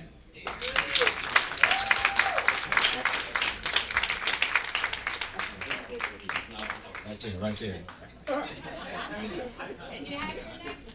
No, that's not it. I do. I just want to point out that between those three finalists, we have over 150 years of service between those three finalists. This one is special to me, and trust me, I didn't know. She didn't let me know who was going to win, but I was like, my brother's on there, just let me announce it. Whoever it's going to be. But I want to say that part of the reason all of you give me compliments on the great job that I'm doing, this brother doesn't know I can study with him. I got you. You just laugh at anything, man. But I've been watching this brother since I was young. Do his hosting and stand-up. This brother MC my, not my wedding, but my anniversary reception that we had. I've been watching this brother do comedy. And so I also had the privilege of cutting his hair once a week for the last 25 years. So he don't know I've been asking him questions and he been teaching me. So I'm standing up here with confidence and partly to do to this brother right here. So I'd like to thank him. VCBynum Arts and Education exemplifies Kuumba through its mission to empower communities using dance and artistic programming. Under the leadership of Vanya Clemens-Bynum, the organization creates opportunities for self-expression and cultural celebration. Programs like We Inspire Humanity foster creativity and resilience, amplifying the voices of communities of color. Through performances and workshops, VCBynum Arts and Education uses art to inspire change and promote healing.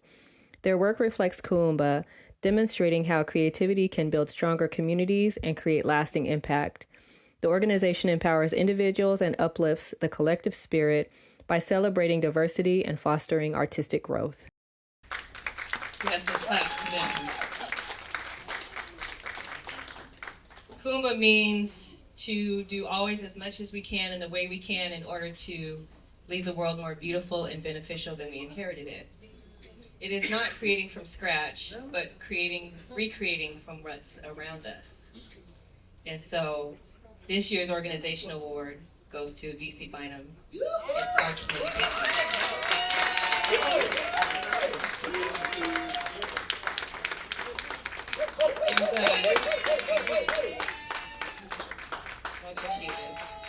Come on up. A round of applause. Put your fly self. You might go back and dance all the way up here. Congratulations. Woo-hoo.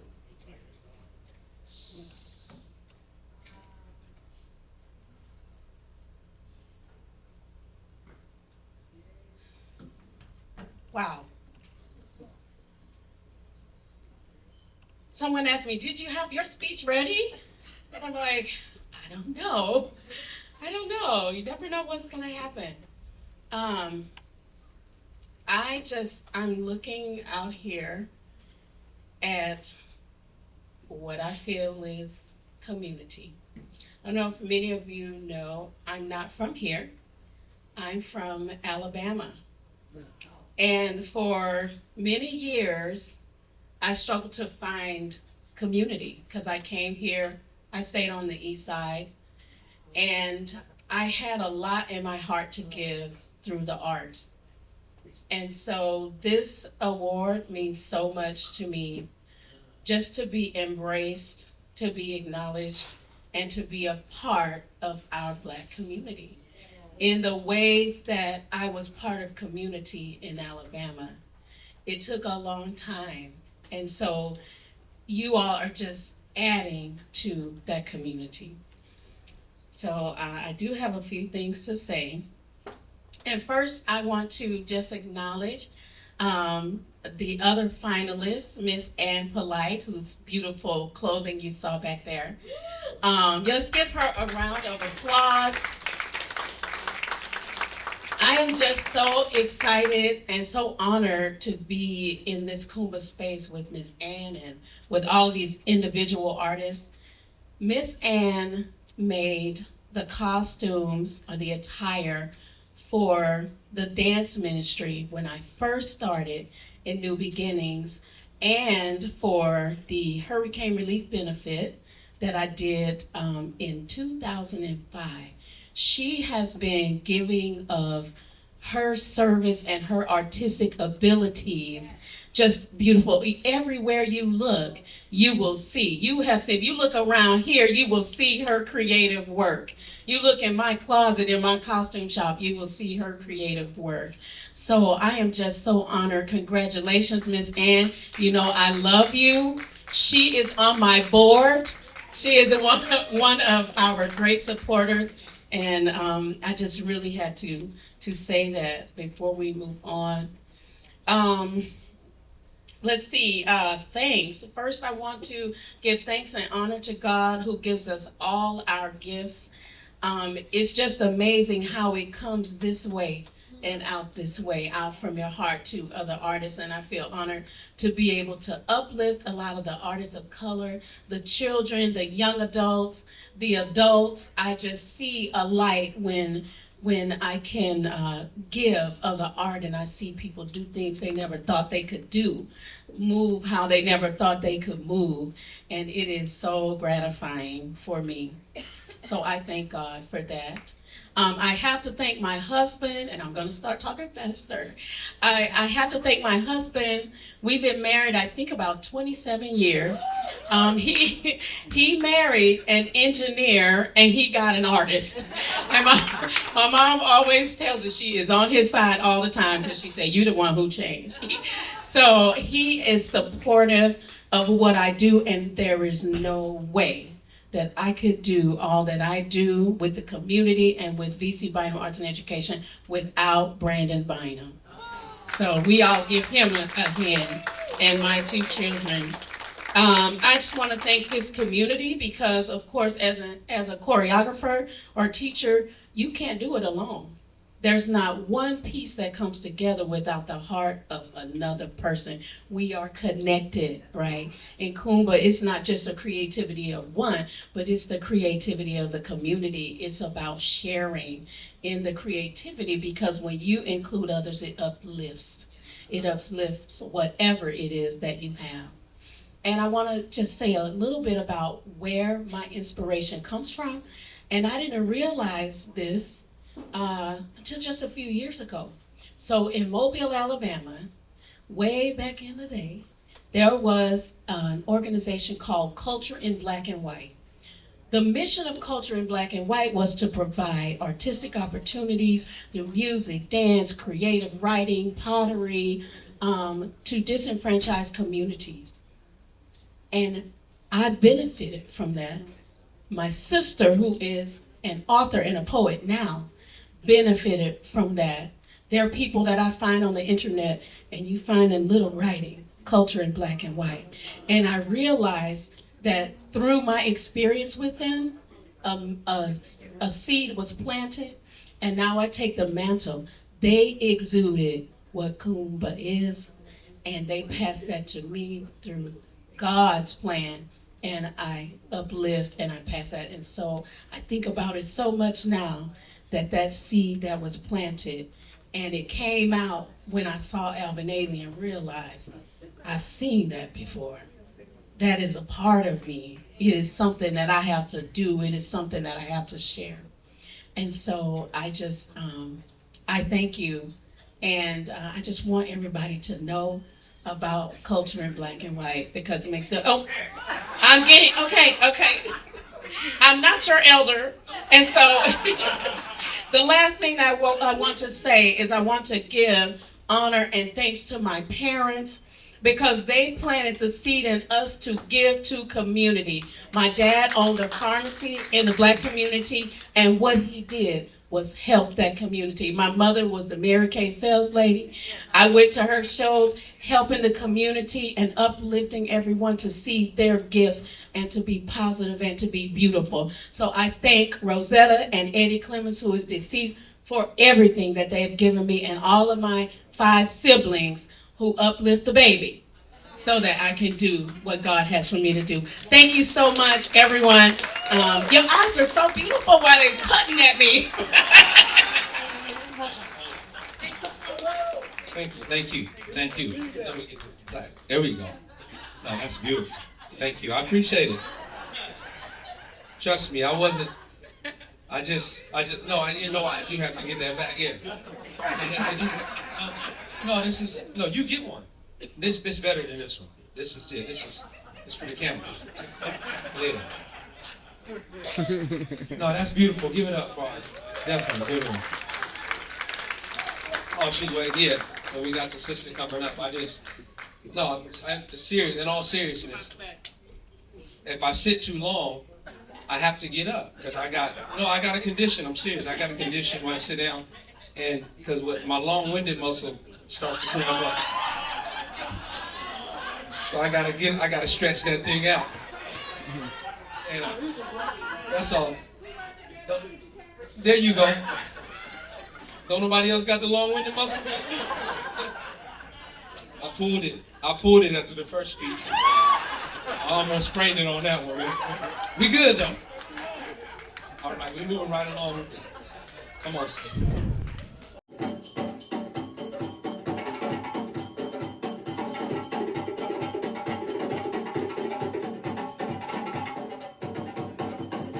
Imani. Faith. Imani. Faith. Imani kept me walking, never allowing me to crawl. Even when I felt my lowest. Imani. Imani is what I relied on to light my path during the darkest of times. Imani. Imani provided inspiration and courage needed to convert my dreams to reality. My Imani. Imani. Faith. Imani. Faith. Imani. Imani. Imani. Imani. Imani. Hush now, trouble don't last always. Hush now, trouble don't last always. Hush now, trouble don't last always. Hush now, trouble don't last always. Trouble don't last always. Trouble don't last always. She walked into the room. The children all crowded around. Everyone looking at her as if she had all of the answers. They had 21 questions each, and they were all about food. She said, "Hush now, trouble don't last always." She took notice. All of the cabinet's contents had been emptied onto the countertop, and there was not a lot. She said, "Hush." One child walked over to the refrigerator, the nearly empty refrigerator, opened the door and just peered in. And as he was peering, he began tearing. She said, "Hush, hush now. Trouble don't last always." She said, "This morning, when you got up and you put that sweater on, you know, the one with the holes, I hope that you gave prayer and thanks for those without any clothes. Hush, trouble don't last. Remember, little one, when you had that celery and that peanut butter last night, I hope that you prayed and gave thanks, because there was another who had no food, who went to bed hungry, but never you and never me. You have never been naked, and you have always been clothed. Hush, trouble don't last." You see, I just received a telephone call today. There'll be a car pulling up. It'll be ours. It'll take us to our brand new home. There'll be plenty of food there. Trust. Hush. Hush now, trouble don't last always, she said. Hush now, trouble don't last always. Listen. Hush now, trouble don't last always. Even with aching feet, my sweet, I step out on my Imani. Faith that carries us. Hush.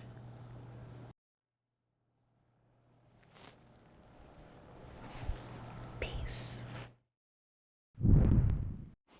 Dr. Keisha Scarlett embodies Imani by dedicating her life to transforming educational systems and empowering historically marginalized communities.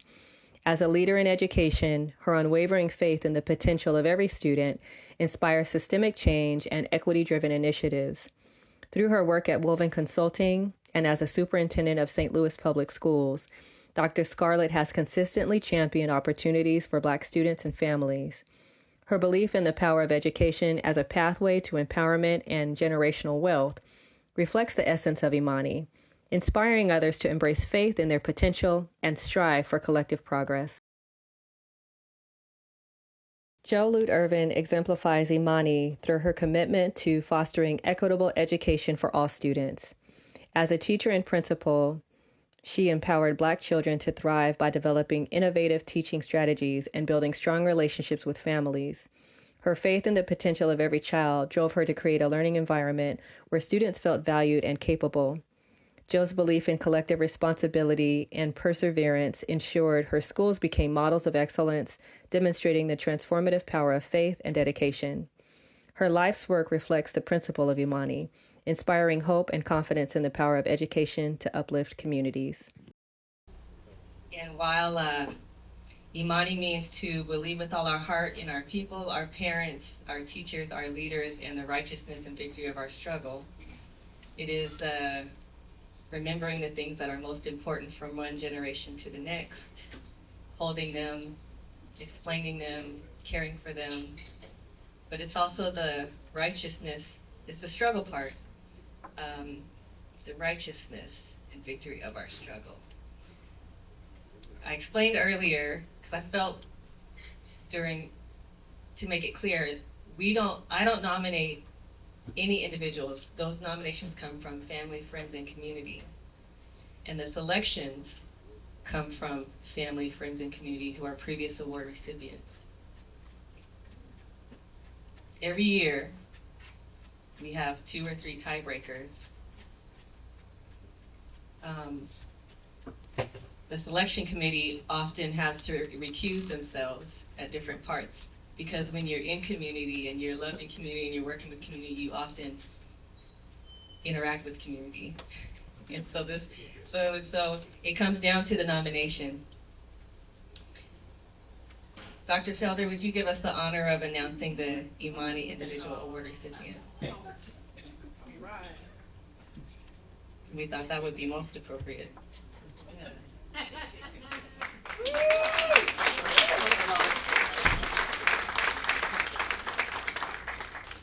Dr. Felder is a community elder. Yes, he is.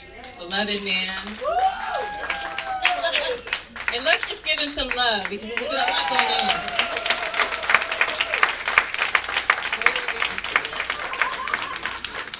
Now, Brother Jamil, you on deck, right? Because you know, Dr. Felder, okay.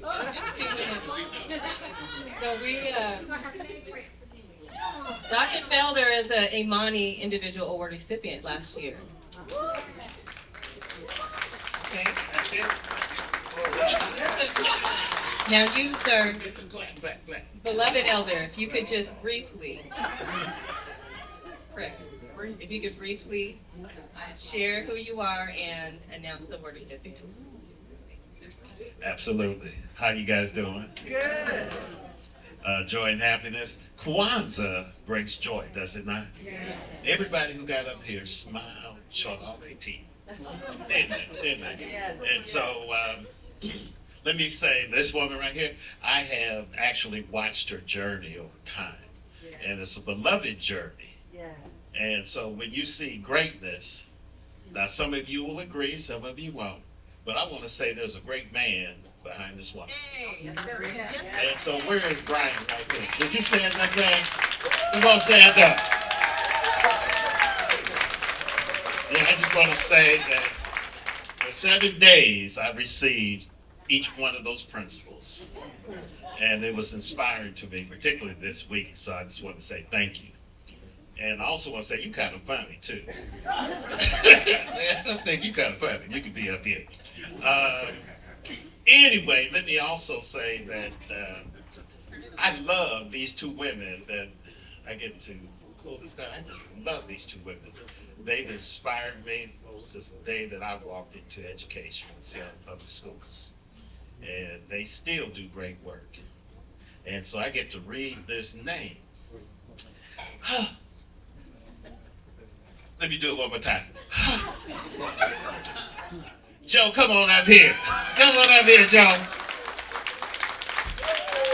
Come on up here. They want to hear your story. Come on up. You see the joy? Look at all that. Look at all those teeth. Come on up here. Oh. Yeah, I know it's come on up.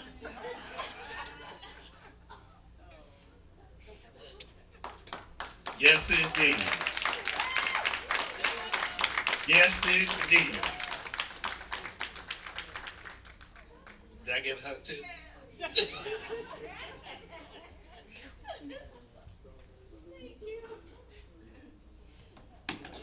This is a total surprise to me, but I'm going to ask one thing. I want Keisha to come up with me.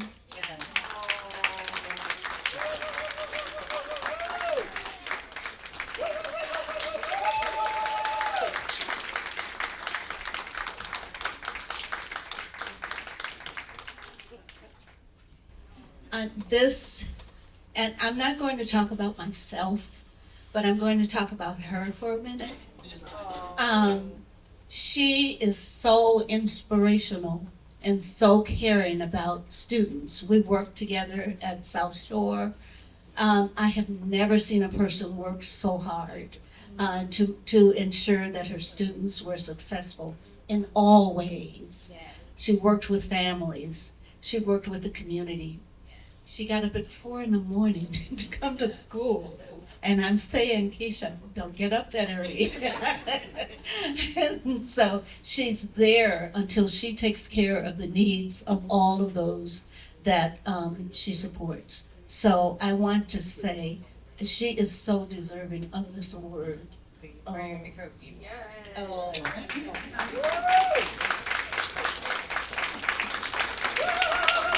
And I'm not going to take a lot of time. I want to thank the awards committee. I want to thank my family. I want to thank those who supported me in bringing me here, and all of you for coming out, to see us receive these awards. This is a great community event, and I will continue to support it. Thank you. Thank you. Thank you. The Omaha Star embodies Imani by championing resilience and excellence of the African American community. For over 86 years, the newspaper has shared stories of hope, triumph, and empowerment, instilling faith in a brighter future. As a Black woman-owned publication, the Omaha Star amplifies voices often marginalized, fostering unity and pride. Its dedication to preserving the community's legacy and celebrating its achievements reflects the principle of Imani. By continuously promoting stories of strength and perseverance, the Omaha Star inspires faith in the community's potential and is a powerful testament to the enduring spirit of Black excellence. This year's organization award for Imani goes to the Omaha Star.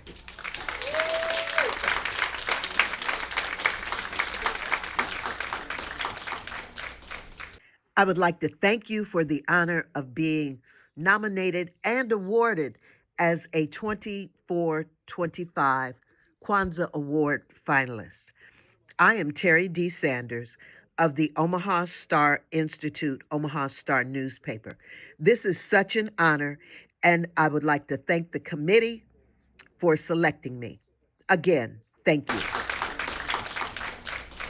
We want to do a drawing right now. Everybody cool with that? Okay. Oh, well, you didn't get it? Come on. Come on. We got a couple. We ain't got no double entries here. Good? That's it. All right. Who wants to volunteer and get one of these? There we go. Shake that up now. Getting that goodie bag now. Here we go. Here we go. No, you hold, come on, you got it. You good on that? And the winner is, for the first. L. Marika L. What's new? I don't know what's going on over here. What you guys doing? I ain't doing you next time. You're doing somebody else. Come on up here. Come on up here. We get to choose. We get to choose. Running that game. That's all right. Thank you. from Kinara Park Kids. Kinara, excuse me. Kinara Park Kids. Yes. Lute-Ervin, that's beautiful. So we moving right along? Yes, sir. Yes. All right, Monica, come up here with me, sis. Can you hand me that version? So we have gone through the 7 principles. Congratulations, everybody. The last award is called the Nguzo Saba Award, and Nguzo Saba means the 7 pillars, literally, are the 7 principles. And so we want to share with you an experience briefly that we've been on these last few months, even longer than months, maybe since Monica, since we came into each other's lives at the first Kwanzaa Awards 3 years ago. Queen Carr was the Ujama award recipient. That's for cooperative economics. And our goal is not to just celebrate and acknowledge today only, but to figure out how we can work together, partner together, collaborate, connect with each other, others, everything to improve this thing called our community. And so we said, hey, let's do a project together. Do you want to introduce it?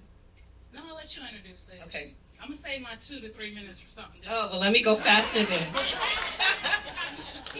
So we want to say thank you to Dr. Maulana Karega for the organization of the Nguzo Saba for the principles.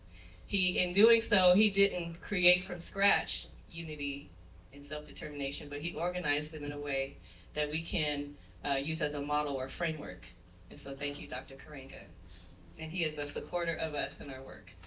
So we thought, what does Kwanzaa smell like? What does Kwanzaa smell like? Well, I have Umoja shea cream. It is delicious. Don't eat it. It smells delicious. Kujichagulia. They're all a partnership. Kinara Park Kids presents Queen Carr Kwanzaa scents. All right. You will notice that they are the color of the Kinara Park Kids colors because we did that intentionally. When I see yellow, I think of Imani. When I see blue, I think of Nia. When I see orange, I think of Kuumba. When I see yellow, see these, our children see symbols. You know, my sons are wearing Nike. Nike means, what does Nike actually mean? It means champion or something like that. But they don't know that, right? Or they know that, but that's not what it's about. So Umoja is good for us. Kujichagulia is good for us. So they learned about the principle. And now you get to walk around smelling like Ujima. Oh. And you know, I'm wearing Ujima right now. Ah, that is good to me. They are all different. They're really beautiful. And so when you are wearing it, you are thinking about Imani all day. You are thinking about Ujima. You're thinking about Kuumba. And we hope that you find your sense, which might be different than your favorite principle, because this thing is about us remembering it outside of December 26th to January 1st. So, Monica Matthews with Queen Carr. Yes. Oh, okay. So I'm gonna try to not be emotional about this, but yes, my name is Monica Matthews. I'm the owner of Queen Carr Products. We are all natural body care company. We have a spa located right around the corner. We also have a retail location on 23rd and Jackson. And I just want to say that my claim to fame really is that I am a product of my community, literally. There are several of you in here right now that have actually seeded into me personally. I am going to focus this year more on telling my story because y'all need to know how wonderful our community really is and how we really are embodying these Kwanzaa principles in a real way. I started my educational career at the African American Academy. So whoever in this room was a part of that, thank you. I was in my early 20s. I was a preschool teacher. And if you know anything about the African American Academy, it was all about teaching Kwanzaa principles as curriculum. Okay? And so I went on to become the director at the NIA Center. NIA, purpose. It was named after a Kwanzaa principle. When I was the director there, we created curriculum For every month, it was a Kwanzaa principle. And we think that, you know, this millennial generation is off the hook and everything. No, there are young people out there that have had these principles like instilled in them, for sure. And I am also one of those people as well, right? I want to say this, is that as Black people, we make every other culture rich, but our own.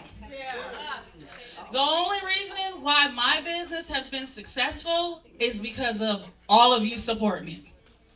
We are a self-care company. Our premise is to indulge, engage, and uplift. We want everyone to indulge in self-care practices that support optimal health. We have all the products to do that, all natural, clean, locally sourced products, right?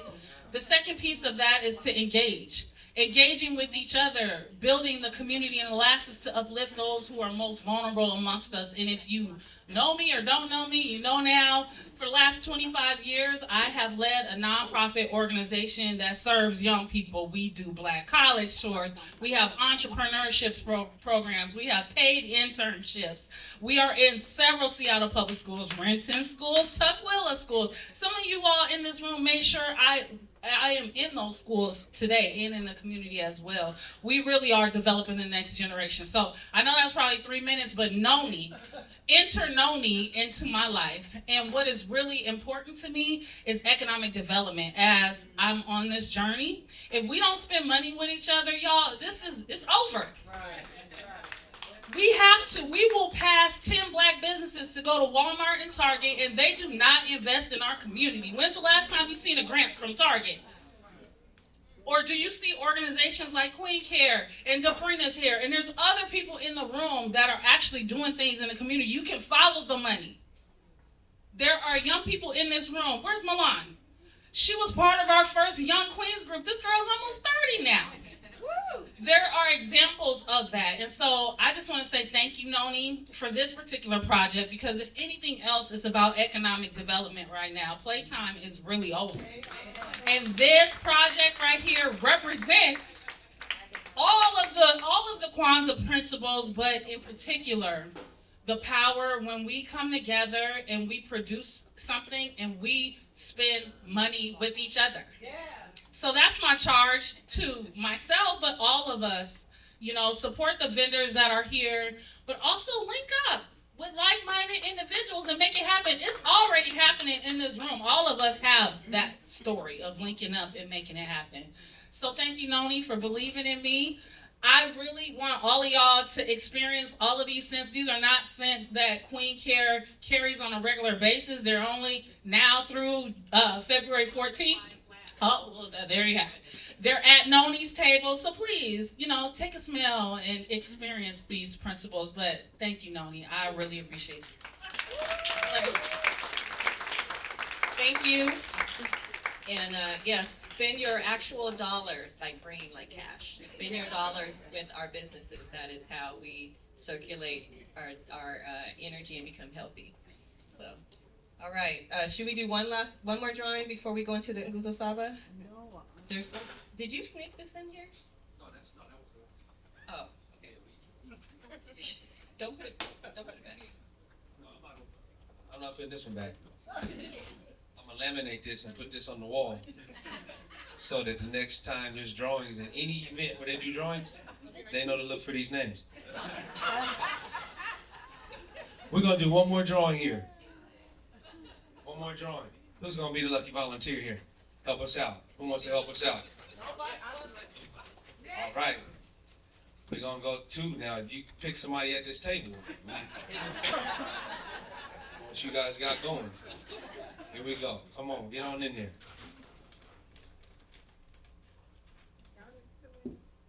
There we go. What you got there? Read that. Why you got her to read? You read it. Oh, sorry.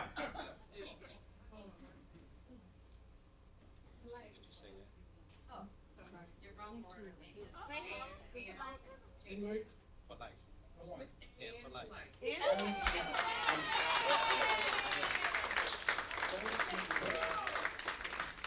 Come on up here. Mm-hmm. This is also one of our vendors. She has the authentic, oh yeah, handcrafted Design. Oh, African. Get you a piece of that motherland. Look at that. Is this one of your designs here? Well, come on, sister. Go on and do that. Oh, yeah. We all got a gift out of this one. Go ahead and choose which one of these you. That's beautiful. Thank you. Thank you.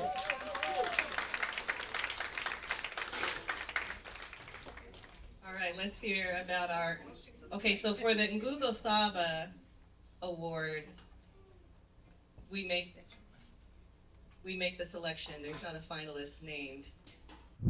Dr. Sam Anderson's lifelong dedication to education, activism, and community empowerment make him a living embodiment of the Nguzo Saba.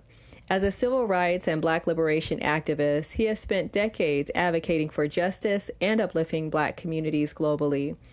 His work includes mentoring young leaders, supporting Black college graduates in their application to Cuba's ELAM medical school, and ensuring they return to serve underserved neighborhoods as doctors. Dr. Anderson's tireless efforts extend to fostering solidarity with Cuba, exemplified by his leadership in delegations, promoting cultural exchange and advocacy to lift the U.S. embargo.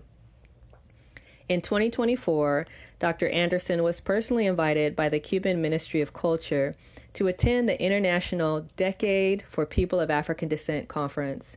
Recognizing the transformative potential of this event, he organized a delegation of educators and activists to participate, ensuring the knowledge gained impacts future generations.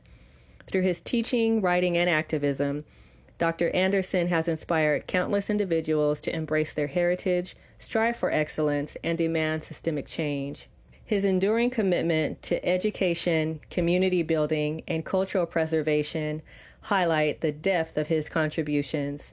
Dr. Anderson's work bridges generations, empowering the African diaspora to achieve collective progress while fostering the global understanding of shared struggle and triumphs.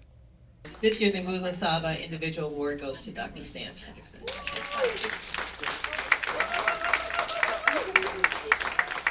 An amazing man. We haven't even begun to scratch the surface of his contributions of past history and recently. I believe he's in Cuba now. And so let's one last hand clap for Dr.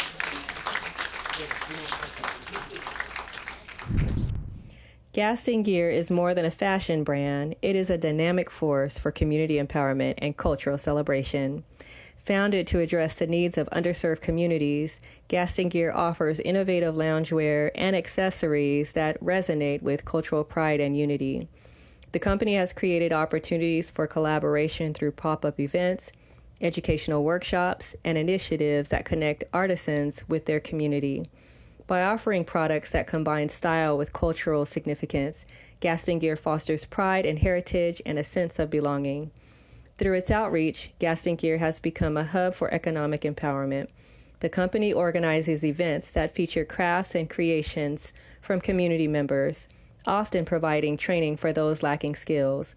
This initiative generates income, strengthens community ties, and promotes self-sufficiency. Gaston Gear's efforts extend to educational initiatives, using clothing adorned with symbols like adinkra to spark conversations about African heritage and values. Their commitment to service and creativity transform lives, creating opportunities for growth and resilience.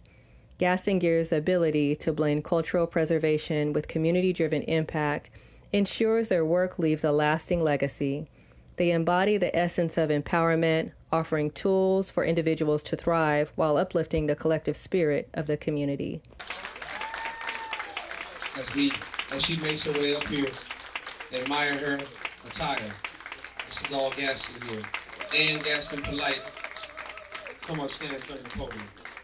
And we also want to mention that you've been blessed, although you may have not known it throughout the whole event, to witness and experience her designs by the beautiful sister that was up here giving her poetry. Those are all of her art pieces. Those are all of her work of art. Let's give another round of applause. And Gaston Polite to be perfect.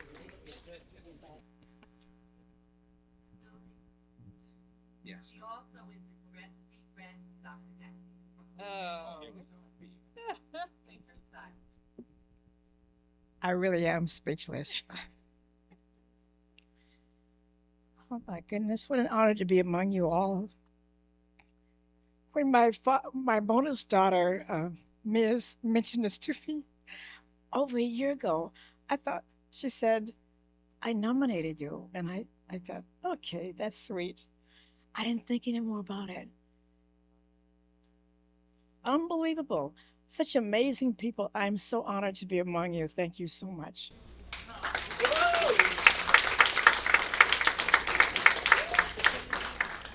Thank you. That's beautiful. Made me miss my spot. Congratulations.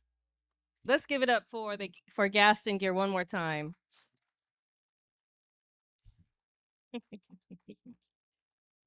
So busy doing the work. So wow. Let's celebrate and continue to celebrate with each other, celebrate and do business with each other. We have we'll do one more drawing in a second. I want to let you know the Kwanzaa Awards are not for profit and not for appropriation. All right. They are, the Kwanzaa Awards are not for appropriation.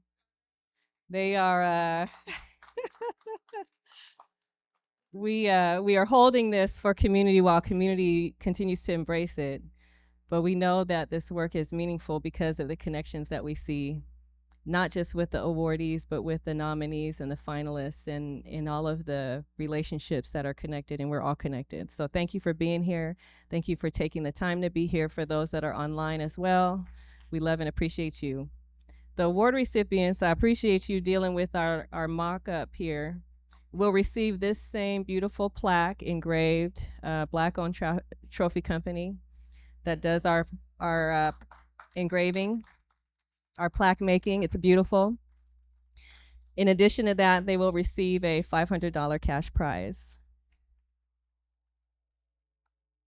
So everybody say, wow. We do this in community with community in hopes that you will continue to support this work and bless us all by working together with each other and spending your dollars with each other. So please give to the awards. Please give to Black 4 Charities that holds the Kwanzaa Awards and the other programming. The beautiful piece that Ms. did will be published in the Kwanzaa Anthology, which has about 23 contributing authors as young as 7 years old and as old as I'm not allowed to say. 2 different languages, mostly English. We've got a little Swahili in there, as well as folks on a couple different continents. So let's just continue to talk about what these principles look like throughout the week and love each other. So thank you for being here. And I think we'll do one more. We have 2 more announcements before we close with Harambe, which is how we would close out. So let's do the last drawing.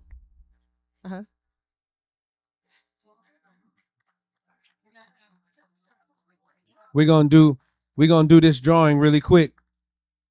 We're gonna do this drawing really quick. Look at me, a volunteer. Raise your hand. Come on. There we go. Here we go. You look nice and honest. So here we go. I like this. No, it's come on now. Ron Earl. Is it Earl? Yeah. Ron Earl. There he is. Come on. Come on up. Come on up here. Mm-hmm.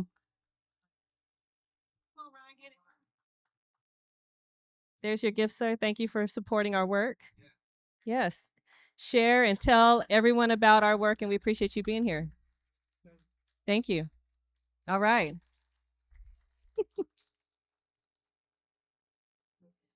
Thank you. So we have, Chef says there's food in the back. He brought some to-go containers, so I expect all of you to go with some food in your hands, well, not in your hands. You know what I mean. Okay. Yeah, let's, Ms., Come on up here. Let's give it up for Ms. Flows.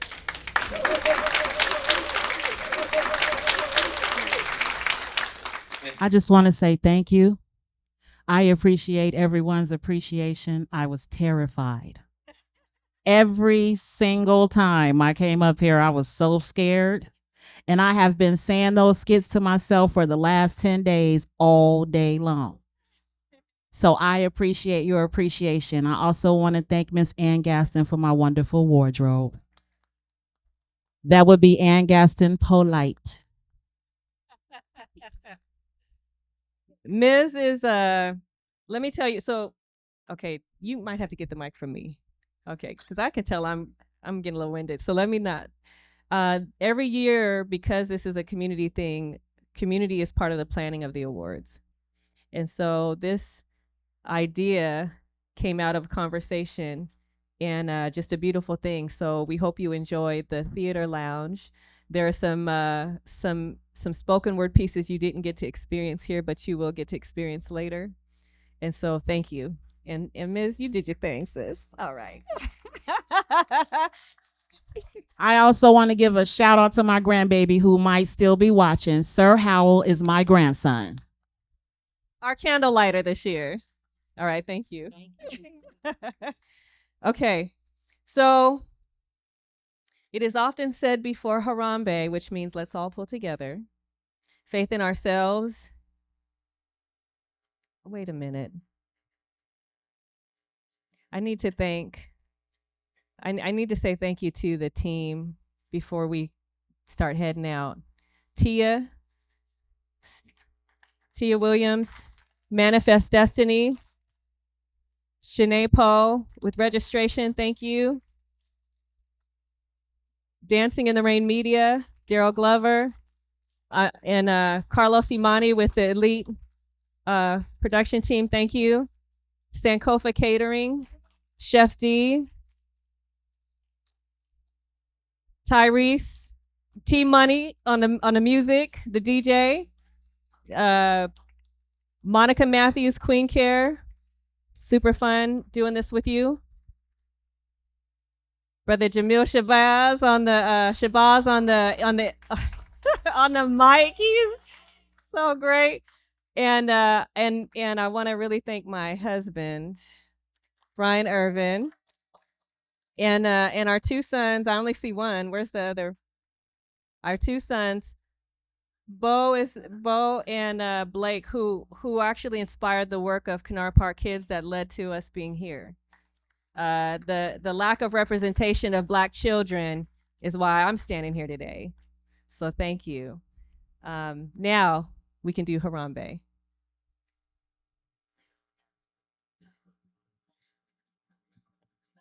We have one more. We have. Mm-hmm.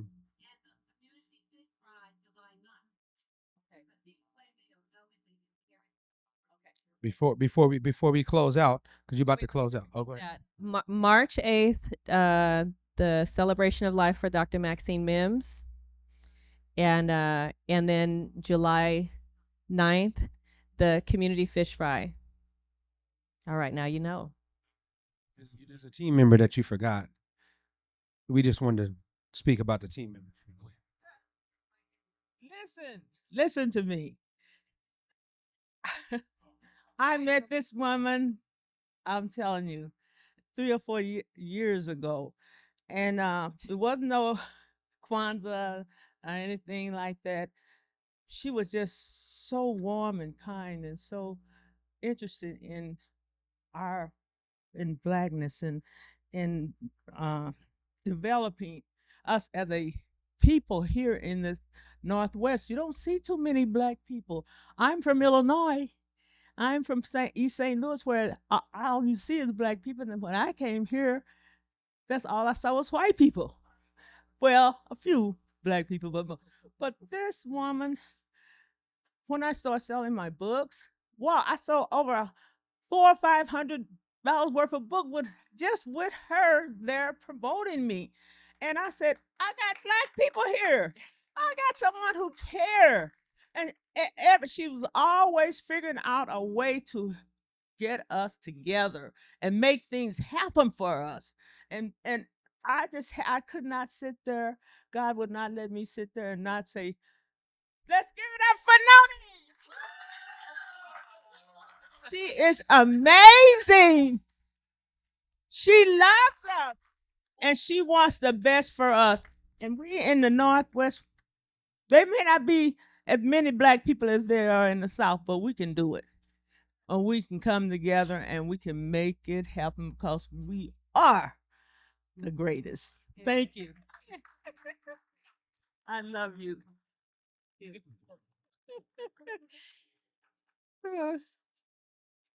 Thank you. All right, so let's do Harambe.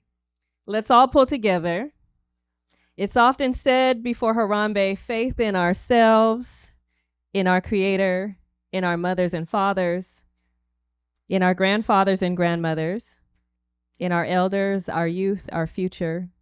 Faith in all that makes us beautiful and strong. Faith that through hard work, long struggle, and a whole lot of love and understanding, we can again step back on the stage of human history as a free, proud, and productive people. This is the context of our cultural truth. It is the foundation of our present and our future.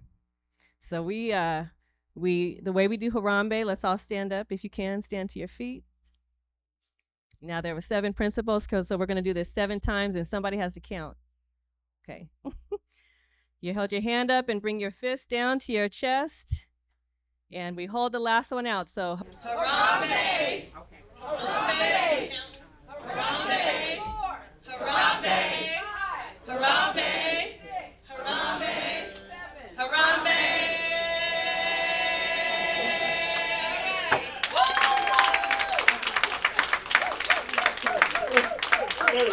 Thank you all. And the last thing you will hear is a special birthday tribute to Reverend Dr. Harriet Walden. Today is her birthday. And so my sister Odelia Anyache Okanga has sung a traditional birthday song in Swahili to bless Elder Walden, who couldn't be with us but who loves us and is a NIA Individual Award recipient. Mwana mberi bayaye, mwana mberi bayaye ko, mwana mberi neshihoer, mwana mberi bayaye, mwana mberi bayaye ko, mwana mberi neshihoer. Khalere makure kwa wakula, mwana mberi khubeshe mwana mberi neshihoer. Khalere ingubu ya wakula, mwana mberi khufwale mwana mberi neshihoer. Mwana mberi Harriet, mwana mberi Harriet ho, mwana mberi neshihoer. Mwana mberi Harriet, mwana mberi Harriet ho, mwana mberi neshihoer. Mwana mberi bayaye, mwana mberi bayaye ko, mwana mberi neshihoer. Harriet ho, mwana mberi neshihoer.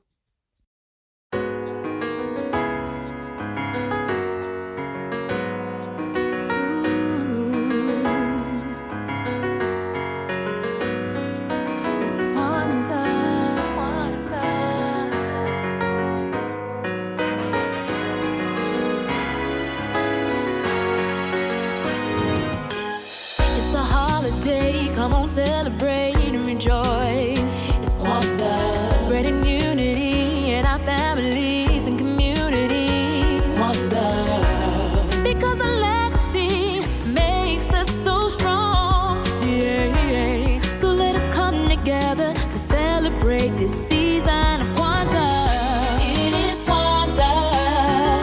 It's time to celebrate and Nguzo Saba. We got